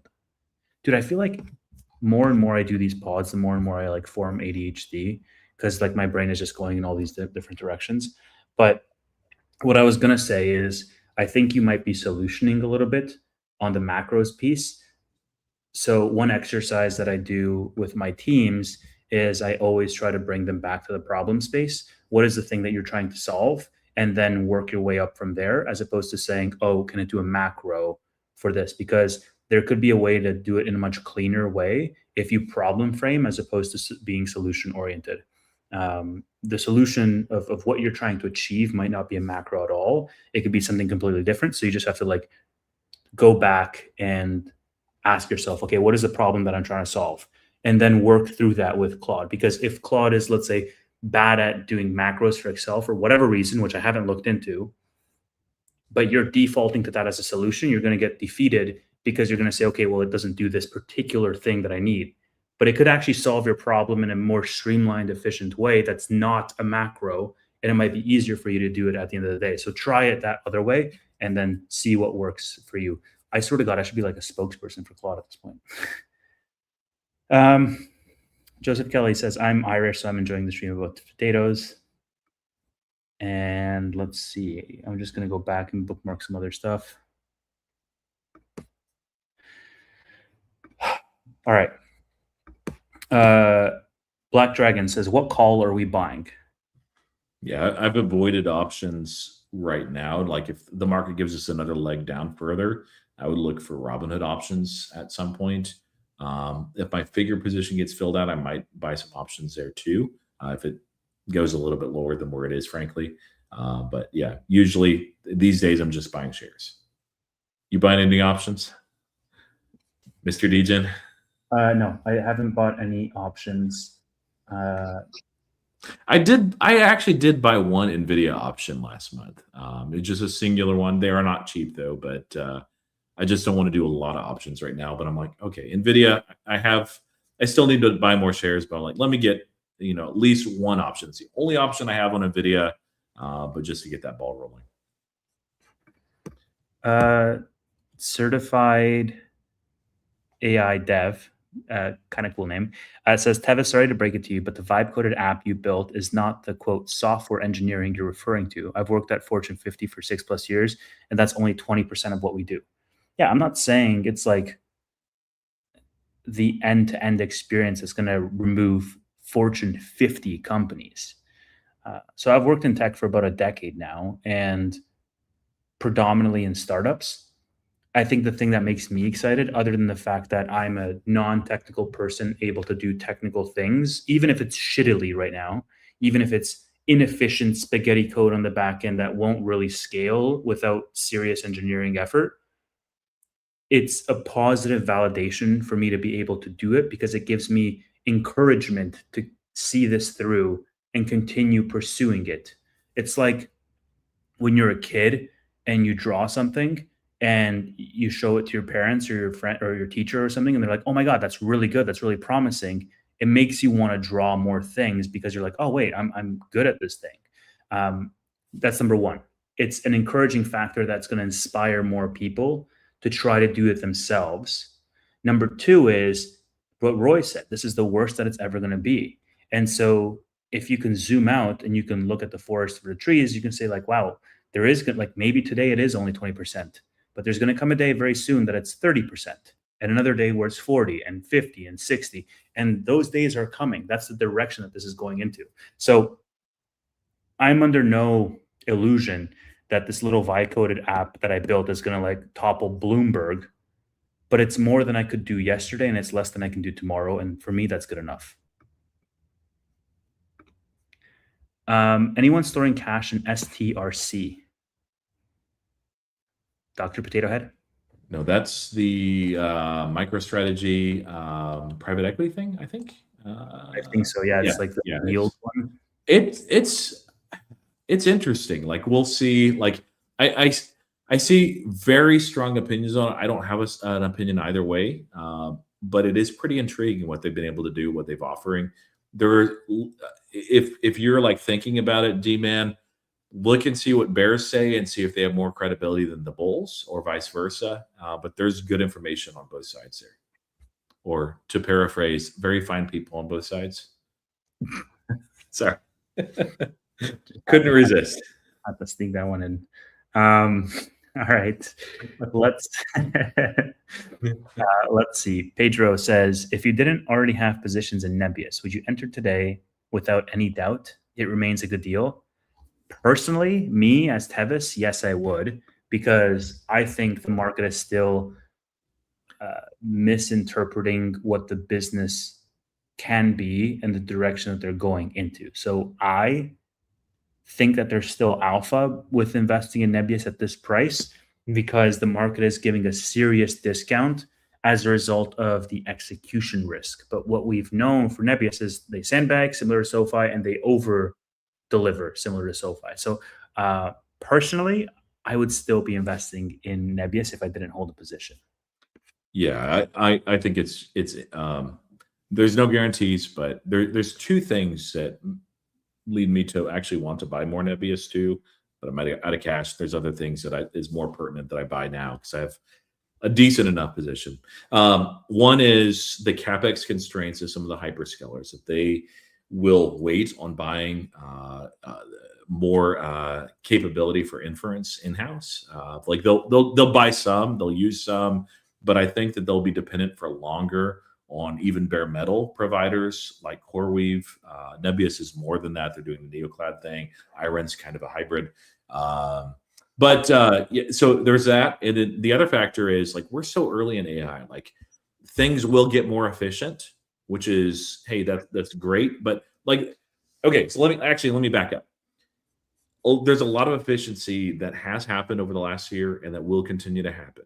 Now, if that's all that there was, it's still bullish with Nebius and with that sort of play, not just Nebius, simply because of Javon's paradox. That basically the cheaper things get, and especially when they become commoditized and razor thin margins and everything, which I think Nebius will always be able to command somewhat of a premium just because of their offering. And it's more than just bare metal, like the NeoCloud, the token factory, like it's an interesting play. But regardless, they'll be fine in that scenario. But the reality is you have that happening, which is broadening adoption, while at the same time, most things that are launched that are brand new are not efficient at all. Tevis was just talking about one like 20 or 30 minutes ago, Anthropic's new offering, where it's like, it just eats tokens. I mean, that's amazing for Nebius. And there's going to be so many things that we like the OpenClaw type of moments, which we're not like even thinking about, which nobody's really doing, that just appear like late this year and next year and the year after that.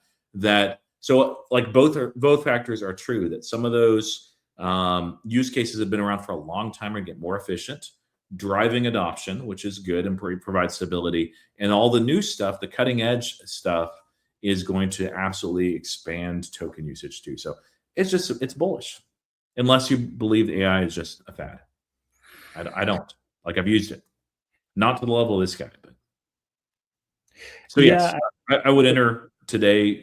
The way I'd enter is probably sell a cash secured put, but like for 95 or something. So pretty aggressively. I would not have been nearly as bullish as I am on AI if I wasn't like also bullish as a consumer. Yeah. If I hadn't fallen into the rabbit hole of sorry, I was just reading a comment.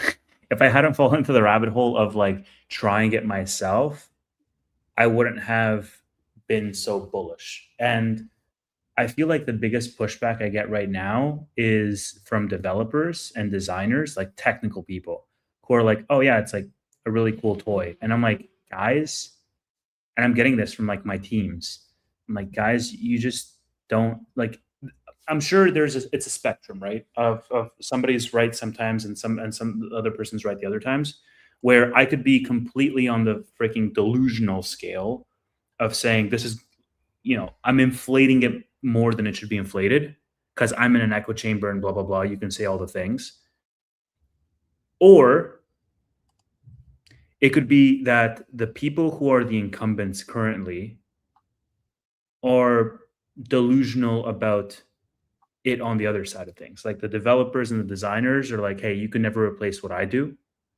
And there's like an aura of they don't want it to be true because that invalidates a lot of their function. But I think that's a very black and white way of seeing it.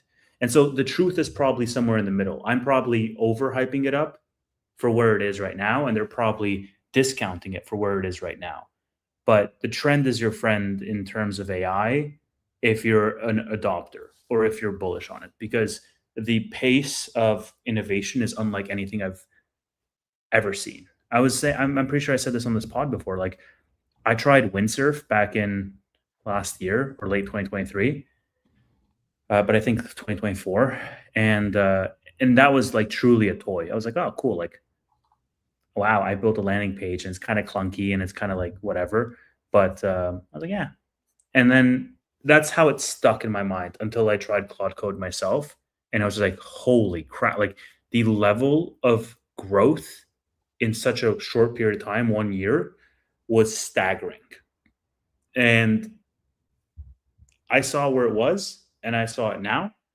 And now I'm using it every single day.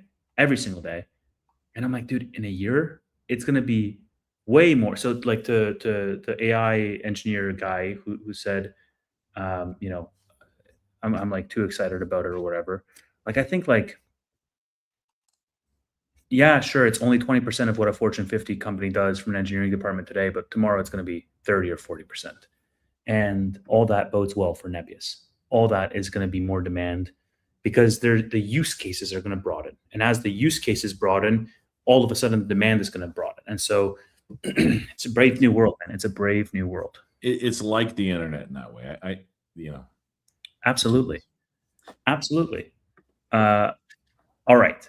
Thoughts on Joby with the US launch? I guess they were selected to be part of a pilot program here in the United States, and that was yesterday. Or it would have been yesterday, yeah. Which is really good for Joby. Joby's done a lot of things well. I investigated them. I did a pretty good deep dive, but it's been a year and a half ago, and a lot has changed in the eVTOL space. And I actually liked Archer a little bit better at the time, just because I was like, okay, engineering is great for Joby, and they're very vertically integrated. If it works, it's going to work big. I like the partnerships that Archer had a little bit more. I've actually reversed since then. I think Archer actually sued Joby today. Actually, let me, yeah. That's why that they came under pressure here. Archer accuses Joby of fraud over alleged China ties and air taxi legal battle. Archer has done weird, sketchy things a bunch of times, and there's probably absolutely no credibility in this. Like, this is an Israeli company. Joe Ben is from Israel as well. I mean, it doesn't mean that there's no Chinese ties, but they've been pretty much above reproach versus, like, there's been a lot of sketchy stuff with Archer if you look underneath the surface. So I don't really want to invest in the eVTOL space. I have thought about swing trading Joby a couple of times, but I haven't, and I don't have any cash. And I'd rather just, while there's lots of bargains, I'd rather just focus on those. But I mean, at some point, like, eVTOLs, like, you're seeing a lot of headlines, and there's the one thing is there's like 50 of these little companies. Joby and Archer are the two that I know best, but there's a bunch of others as well. And like, who's going to be the winner in this space? It's like too early to tell. And we're a little ways away from like really mainstream adoption. Now, we could start seeing them actually become not super common, but it'll be kind of like early Tesla moments where you're like, oh, wow, look, there's an eVTOL. Oh, there's another one.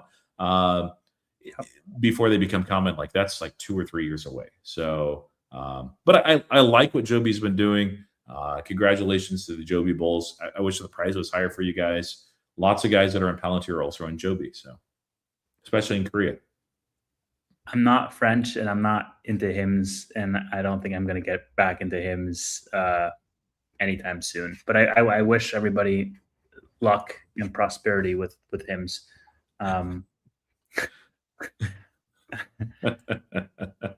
That was awkward. Yeah, it's like Frenchy. I think it's because of the mustache, but I gotta blend in, man, with my Latino people, and so the mustache is the look down here, and many people are rocking it, you know. So yeah. Roy and Sunburned have, see, this is where I don't blend in because I'm freaking sunburned. They're like, this guy doesn't belong here. What will the geopolitical situation look like regarding Iran? I mean, we talked about that earlier. Go back to like the first 16 minutes of the podcast, and we talked about our thoughts. We're amateurs there, so just treat especially that as just like two random guys that you overhear in a park somewhere. Yeah, but yeah, we know more about potatoes than we do about Iran, unfortunately. Facts. Okay. Third Splash Bro, love the name, says, I have no coding experience. Is it worth it to switch from ChatGPT to Claude? I feel like vibe coding will be a great skill to learn. Okay, let me tell you honestly. And dude, you can tell my excitement because this is all I freaking want to talk about. Here's the thing. Here's the thing. I think if you treat it as a project, first of all, that you want to build something, and if you just start playing around with it, I work in tech, but I would say I've learned way more in the last 2 to 3 weeks using this thing and trying to like having problems that I have to solve myself without anybody helping me. I've learned way more about technical aspects on the tactical level about building products than by being a product manager in the tech space. Like I know the terminology, I know the architecture of how things play well with each other, but then going one level beneath that, I've never had to do that. I always have systems architects, I always have senior engineering leads, design leads, whatever, that they take it from there and then they go into tactical level for me. And so it's really helpful because it's hands-on practice with this stuff.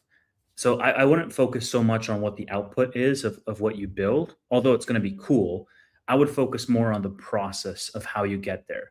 And I was telling this to Matt the other night while I was on the phone. I was like, man, like even after these 2 weeks, if I started from scratch to build something else, I would cut down. I told this to Matt. I was like, man, there should be like a teachable course for vibe coding because I was like, I've spent days figuring out stuff because I just didn't know how to phrase something the right way or ask it the right way or architect it the right way. And like, oh, clearly I've been storing all my data wrong. Clearly I haven't been doing this in the most efficient, industry standard way possible because I just don't know that. So if I do it again, I could architect it in a much more simple way, whatever the new thing is, because I've had that experience. And I think that firsthand experience, that way of thinking, is going to make you super valuable in the market because this is the direction the market is going. And for you to have experience that you've actually like played around, you've built something, like that says so much more to me as a hiring manager than somebody who's just like, oh yeah, like AI is cool. Like I ask ChatGPT about stuff from time to time. So that's just my 2 cents. We don't do pennies anymore, Tevis, here in America, so you can keep the 2 cents. But no, seriously, thank you. Do you guys still believe in BM&R for the long term still? And what prices could you see in the highs? Well, the highs depends on, of course, the price of Ethereum. I see Ethereum could go to like 7,000 in the next year or two. We have to get on the other side of this little crypto winter that we're in.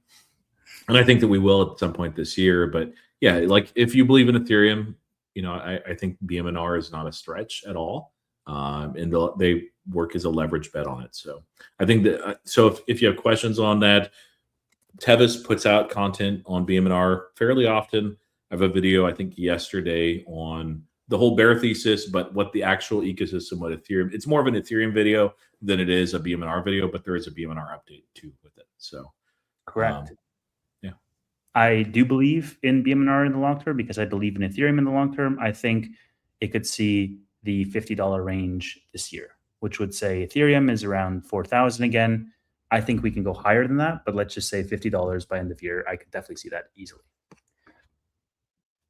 Doesn't Iran have to be resolved by June 26? We can't have midterm elections with oil over 100 and an active war. I don't know what they mean by Iran. Iran. Okay. Yeah. I was like thinking about the company Iris Energy. I'm like, what? I mean, no. They can certainly happen and linger, but I think the thing that actually stops it more than the midterm stuff is like the neighbors of Iran there in the Middle East. They can't have that situation like going into November of huge swaths of their economy shut down. That's not likely. That's not going to happen, and they will put pressure on whomever they have to. They will make promises and agreements with whoever they have to get things running again. Yeah. And who was it? Was it Ross Gerber, or maybe it was Michael? I think it was Michael Burry. And this is something. Do you see how crazy burned I am? Oh, Uh, dude, I get some think mellow. I think it was Michael Burry who was just like, "Hey, the president's playing a dangerous game because he's showing the market that, like, he really cares to keep the price of oil down, and other countries can manipulate that or take advantage of that." But to some degree, I agree with that. Where it's like, hey, if the president shows his weakness is the price of oil, and that's going to get him to back down from geopolitical conflicts or to de-escalate, then it's like, okay, great, I know how to do that. Just bomb some oil fields. Um, anyways,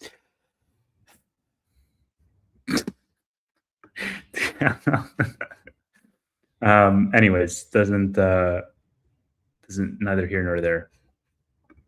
How's the other startup going? Way, way slower because we're not vibe coding the other startup. And so it feels like we're crawling on the other startup, but it's actually like real engineers and designers doing real work. The tough part about the other startup is that the engine is very important. So we have to be like accurate with calculations because it's going to be handling like real portfolio data. So we can't just like vibe code that one, unfortunately. One thing that we're probably going to do in the next couple of weeks is we want to probably open it up to like a beta round of like 20 or 30 people to just like try it out, play around with it, give us feedback.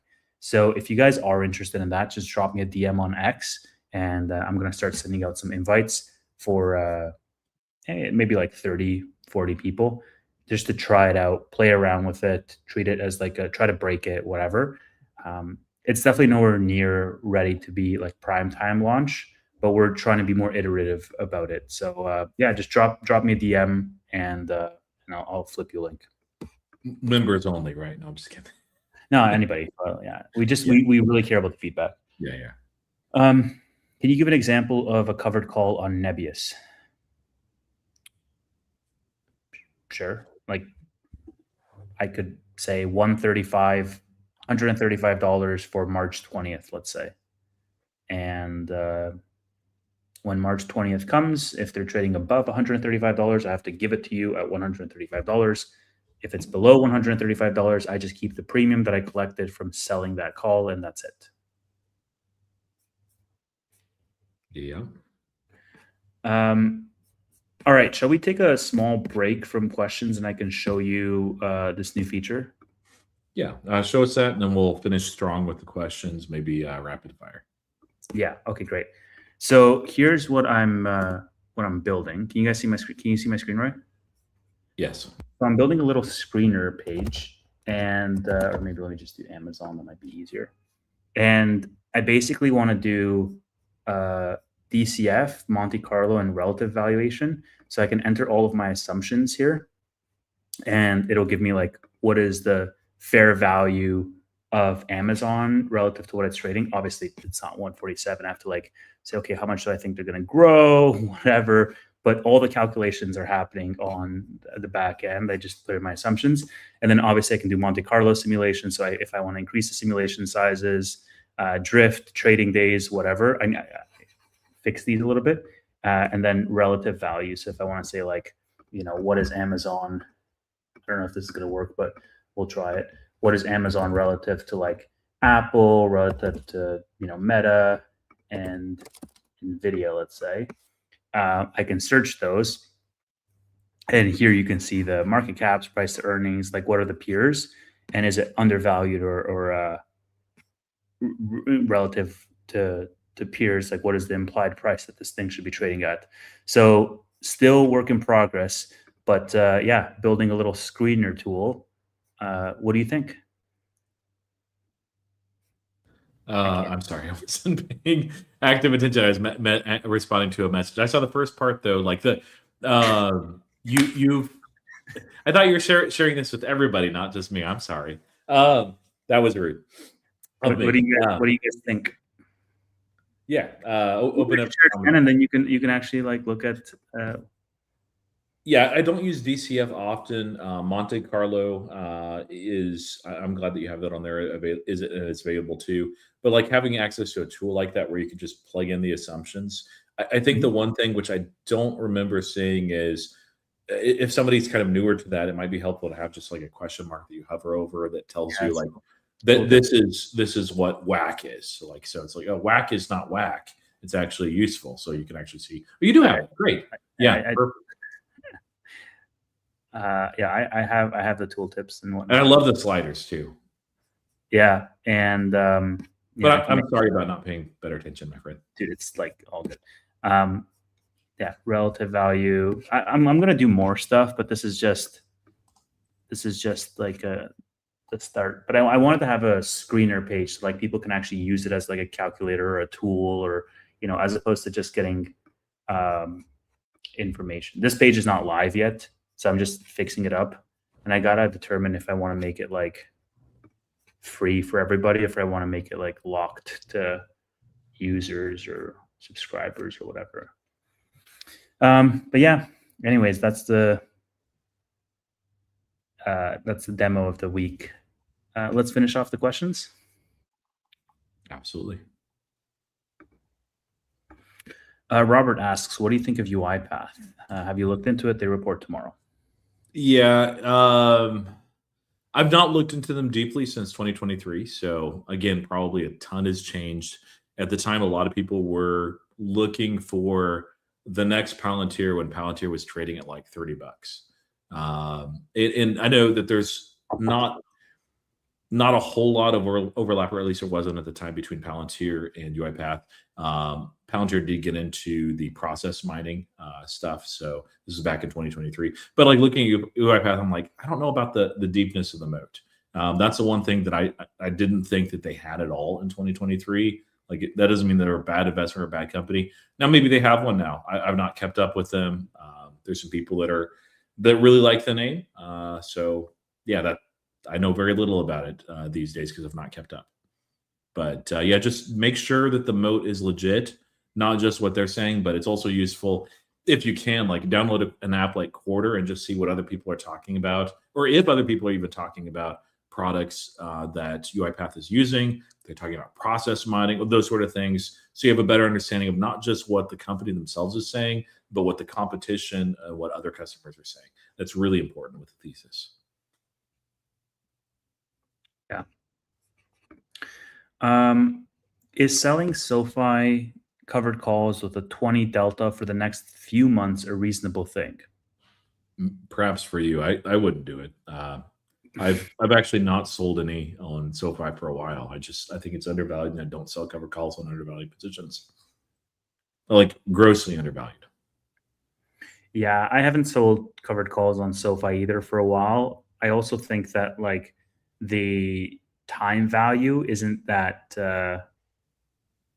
great because it's not like very lucrative. Like if I sold NBIS a couple months out, I'm getting a lot of time value premium. But for SOFI, it wouldn't be a lot. So you're running a higher risk than like, I don't think the 20 deltas are made equal, man. Like a 20 delta on SOFI and a 20 delta on NBIS over 2 months, drastically different things. Yeah. Well, and the one wild card there too is like whatever price you set for the covered call, if you're okay, that part of your position going away. Yeah. I mean, that would change the equation. So yeah. And I do have some SOFI that when we move up, I will sell again. Like it's in the swing bucket. I'm not going to hold it long term. The rest of my position I hold long term, but yeah, it's undervalued. Do we still see this year ending bullish? I do. I think midterms. Yeah, exactly. Did you buy the 3K Hood share? I have no idea what this is about.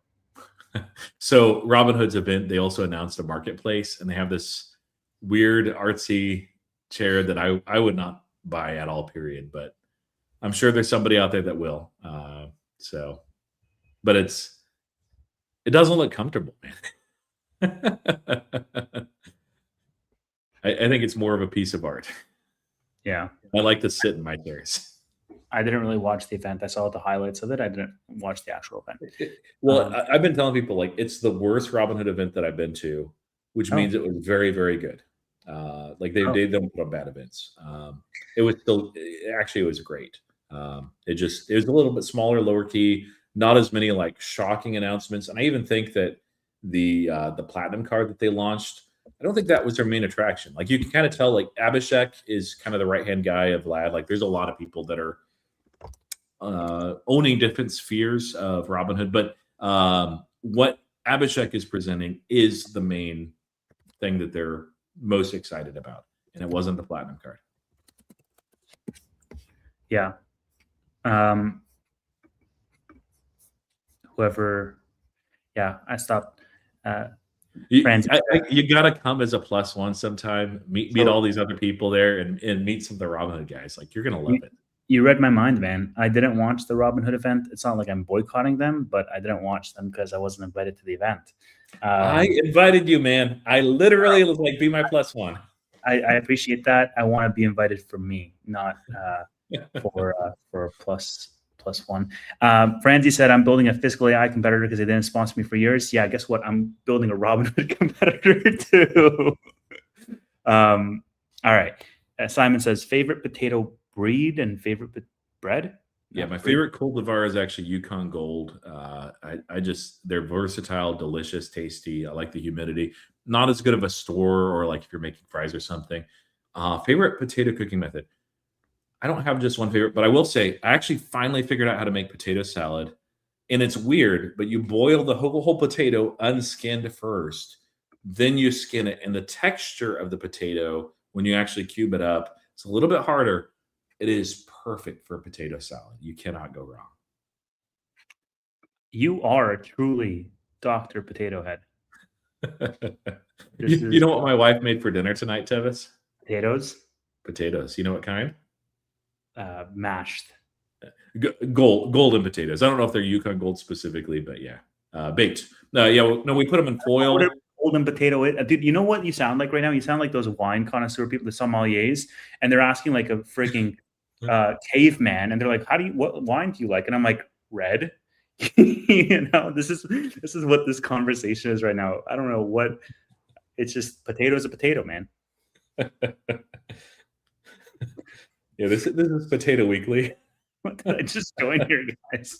It's between like the vegetable itself and Tevis's streaming products and my monitor, my second monitor. I don't know what's going on with it. So hey, AI and potatoes. What a way to spend the Tuesday. Yes. Okay, so speaking of, would it be possible for someone to avoid code a due diligence website for stock? Avoid code and due diligence website for stock? Like, can you build it without knowing code? Yeah, I think so. Yes, is my answer. Have you guys seen VRT, and do you feel it's overvalued or not? I mean, S&P committee doesn't think it's overvalued. Well, that hasn't stopped them before, but Vertiv, they're in a with the AI arms race and cooling being a significant need for a lot of these data centers, they're doing very well. There was a guy, I don't remember who he was. He's a CEO of some fund that Evan Stock Market News had on a couple of weeks ago, and he was very bullish on Vertiv and talked about it. And my question was, like, there's this change to 800 volts direct current that's happening with a lot of the newer data centers. And my understanding of this, and this is an amateurish understanding, I've done some research, but I'm not an expert in this field, is that switch over to direct current, the 800 volts direct current, has significantly fewer cooling needs than the current system and setup. So, and it seems like, Jensen Huang's talked about this shift. A lot of the people that are in the space have talked about the shift as well.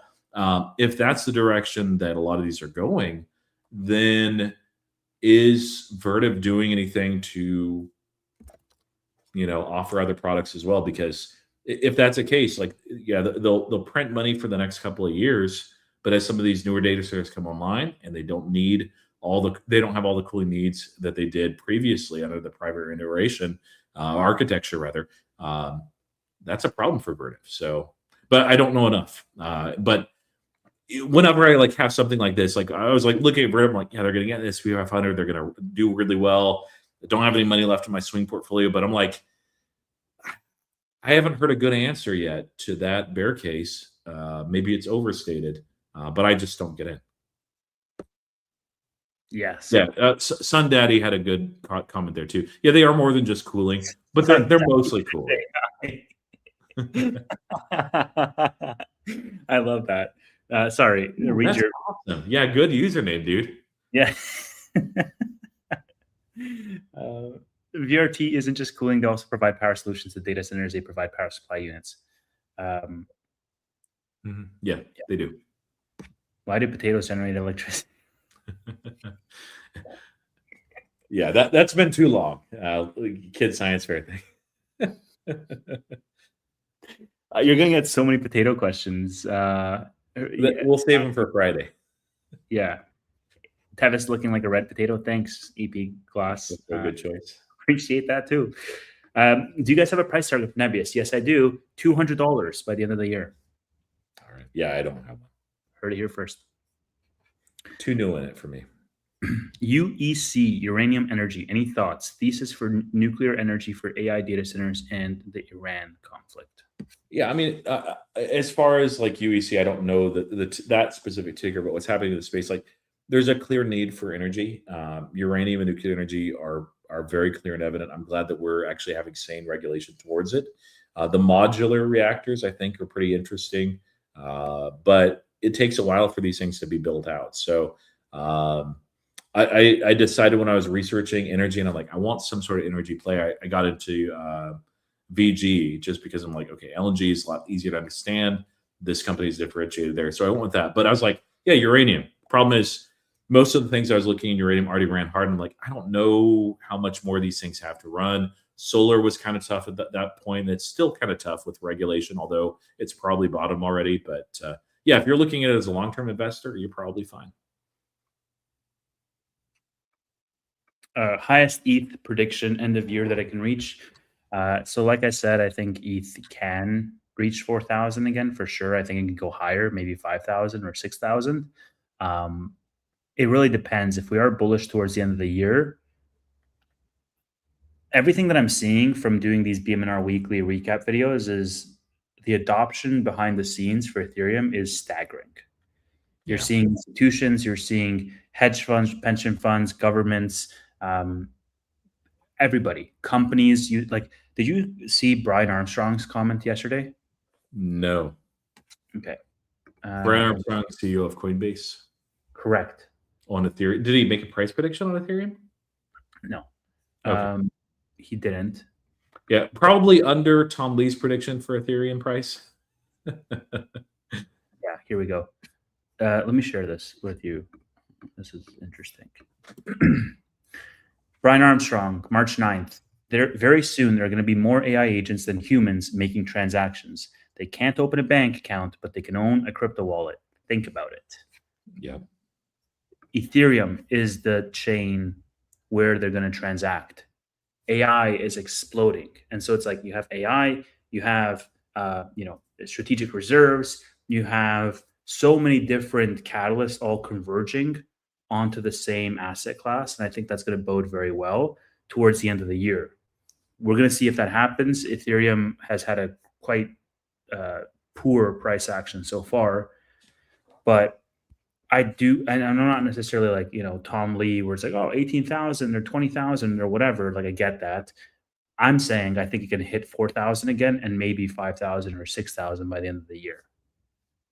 Still like a triple from where we are, but it's definitely not like a, 6 or 7x as what Tom is thinking. Can you throw up Simon Age 64's comment at 8:03 Eastern time? Yeah, he said, this is going back to the Vertiv one. You still need DTC cooling for 800B. It's true. The chips still run super hot. That's the other shift that I failed to mention with Vertiv 2. There's a lot that's happening in the silicon photonics space. That substrate's not going to be like the only thing that chipsets are built on, but that is accelerating rapidly, and the cooling needs there are significantly lower as well. So basically what I'm saying is there's still a need for the technology. It's not all what they do, but like the extreme ramp in growth may be coming to an end. I don't think they're going to fall off a cliff. I have a hard time like trying to figure out what that looks like maybe 3 or 4 years out.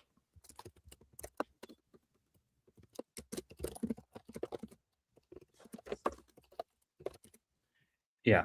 6K by end of year. Yeah, dude, I could see it. I mean, You've had aggressive moves on Ethereum before. You've had parabolic moves on Ethereum before. The last time it hit a bottom in the Liberation Day tariffs timeframe, it went as far down as like 1,200, and then it rallied in the course of what, like 3-4 weeks, all the way back up to 4,000. Yeah. These price targets seem staggering if you've never seen what the chart looks like. If you see what the chart looks like, this thing is brutal on the downside and it's brutal on the upside too in terms of how volatile it is. Yeah, So, it's 2,000 right now. It was 5,000 in October. So exactly, like 6,000 is not crazy. it can go up just as fast as it goes down. Yeah. Next question. We've been on for 2 hours. Holy. Yeah. Do you hold ESLT? No. Roy? Don't know what that is. Sorry. How many positions do you recommend for the average brokerage account? It really depends on your size, I would say. If you have under like 50, under 50,000, I would say between no more than 4. Under 100,000, I would say no more than 6-ish, 7 maybe. And then like under 250, like no more than 12. Something like just rough math, but like you get how I'm thinking about it. Yeah, I mean, like sizing is part of it. Like you have $10,000, like maybe you have 2 positions that you feel strongly about. Invest in your core convictions. Like when your portfolio gets large or large for you, whatever it is. A couple of things. One, do what gives you peace at night. Like if you're constantly up and having to check things in these volatile times and losing sleep over it, you're investing wrongly. You need to figure out what makes you comfortable, even if it's like ETFs. Second, I like to have no more names than what I need to be able to do due diligence that helps me sleep at night. So there are positions that I need to do less due diligence on. I still do it anyway, but like Nubank, I can forget that they exist and not look at a single earnings call. And in 10 years, they're going to be significantly higher than they are now. Just it's Nubank, NVIDIA, not quite as much, but kind of like that. Palantir is going to be volatile, but kind of the same idea. Although I'm fascinated by what both of them are doing, so I like to pay attention. But so for me, like that's about 10 names. When I get more than that, it has to be something that is like real simple, and I don't have to do a lot of due diligence on for me to add more. Yeah.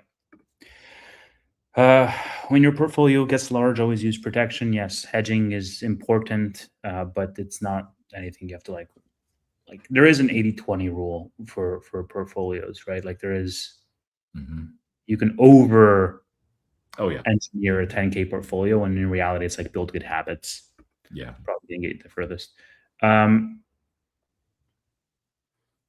Yeah, Nick asked. Nick has a question at 808. Yeah, if any of you looked at Navitas and BTS, they design 800V power systems for data centers. They also do a lot with gallium nitride, which I think is really interesting. So they were pretty interesting to me, and I was actually kind of researching them at the same time as I was looking at Air back last June, July.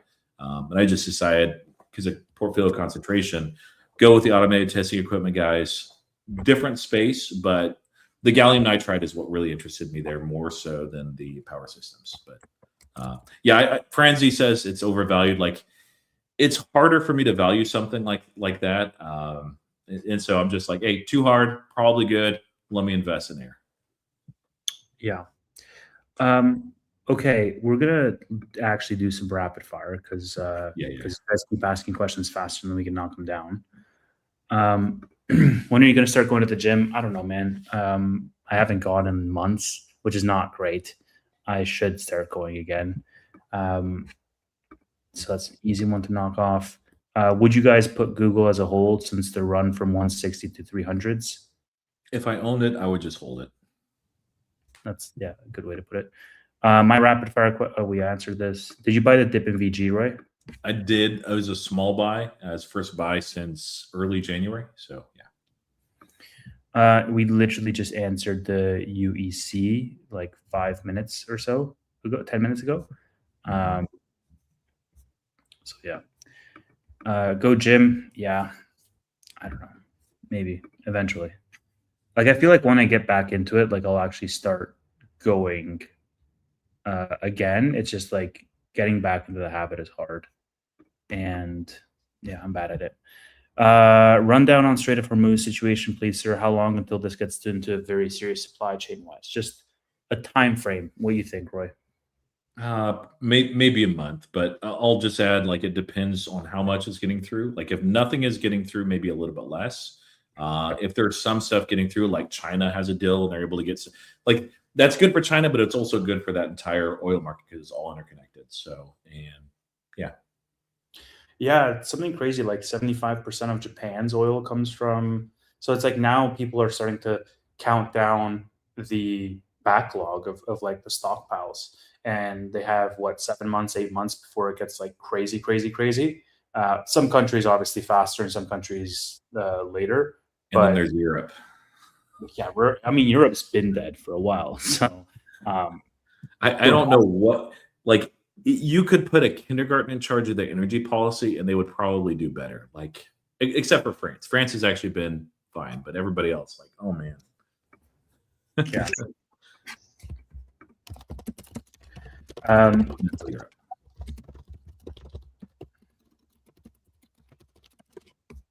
Yeah. Okay. Anyone else shocked at how well everything's holding up? A little bit surprised, yeah. It's tough to predict. It's one of those things where, like, people try to time the market, and it's hard. It's hard no matter how smart you are, no matter how long you've been doing this. For me, it's just easier to buy and hold quality names. Occasionally make hedges, occasionally trim. I probably don't do enough of either of those, but yeah, pretty surprising.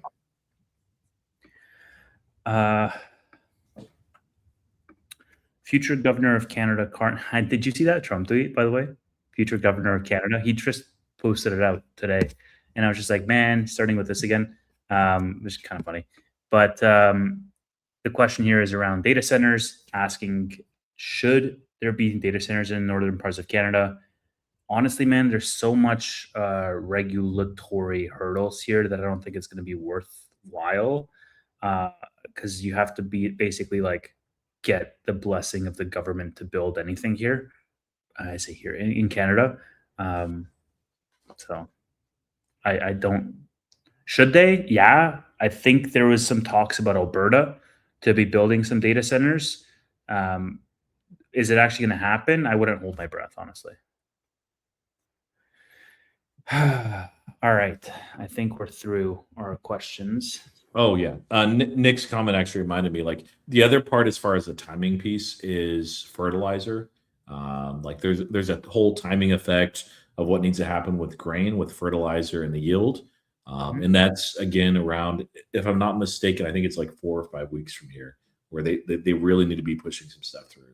Otherwise, I mean, I don't think we'll see widespread famine, but we could see a lot of inflation related to food, specifically with grain, as yields go down dramatically. So that's a major factor. It's no good. And usually the people that can least afford to get hurt are the ones that are. So yeah, I wonder if there's a trade around that. Probably, but yeah. You know, actually, like, I'm sure that there's a bunch, like prediction markets, commodities, futures. Everything's all priced in, right? Yeah. Igor says Canada's bureaucracy is insane. Tell me about it, bro. 5 long-term holds. Honestly, you can't go wrong with NVIDIA, Meta, Amazon. Here, sure. SOFI, they're executing very, very well. And I think that's 5.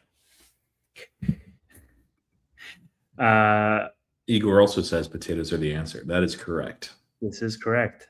Okay. Shall we wrap there, Dr. Potato Head?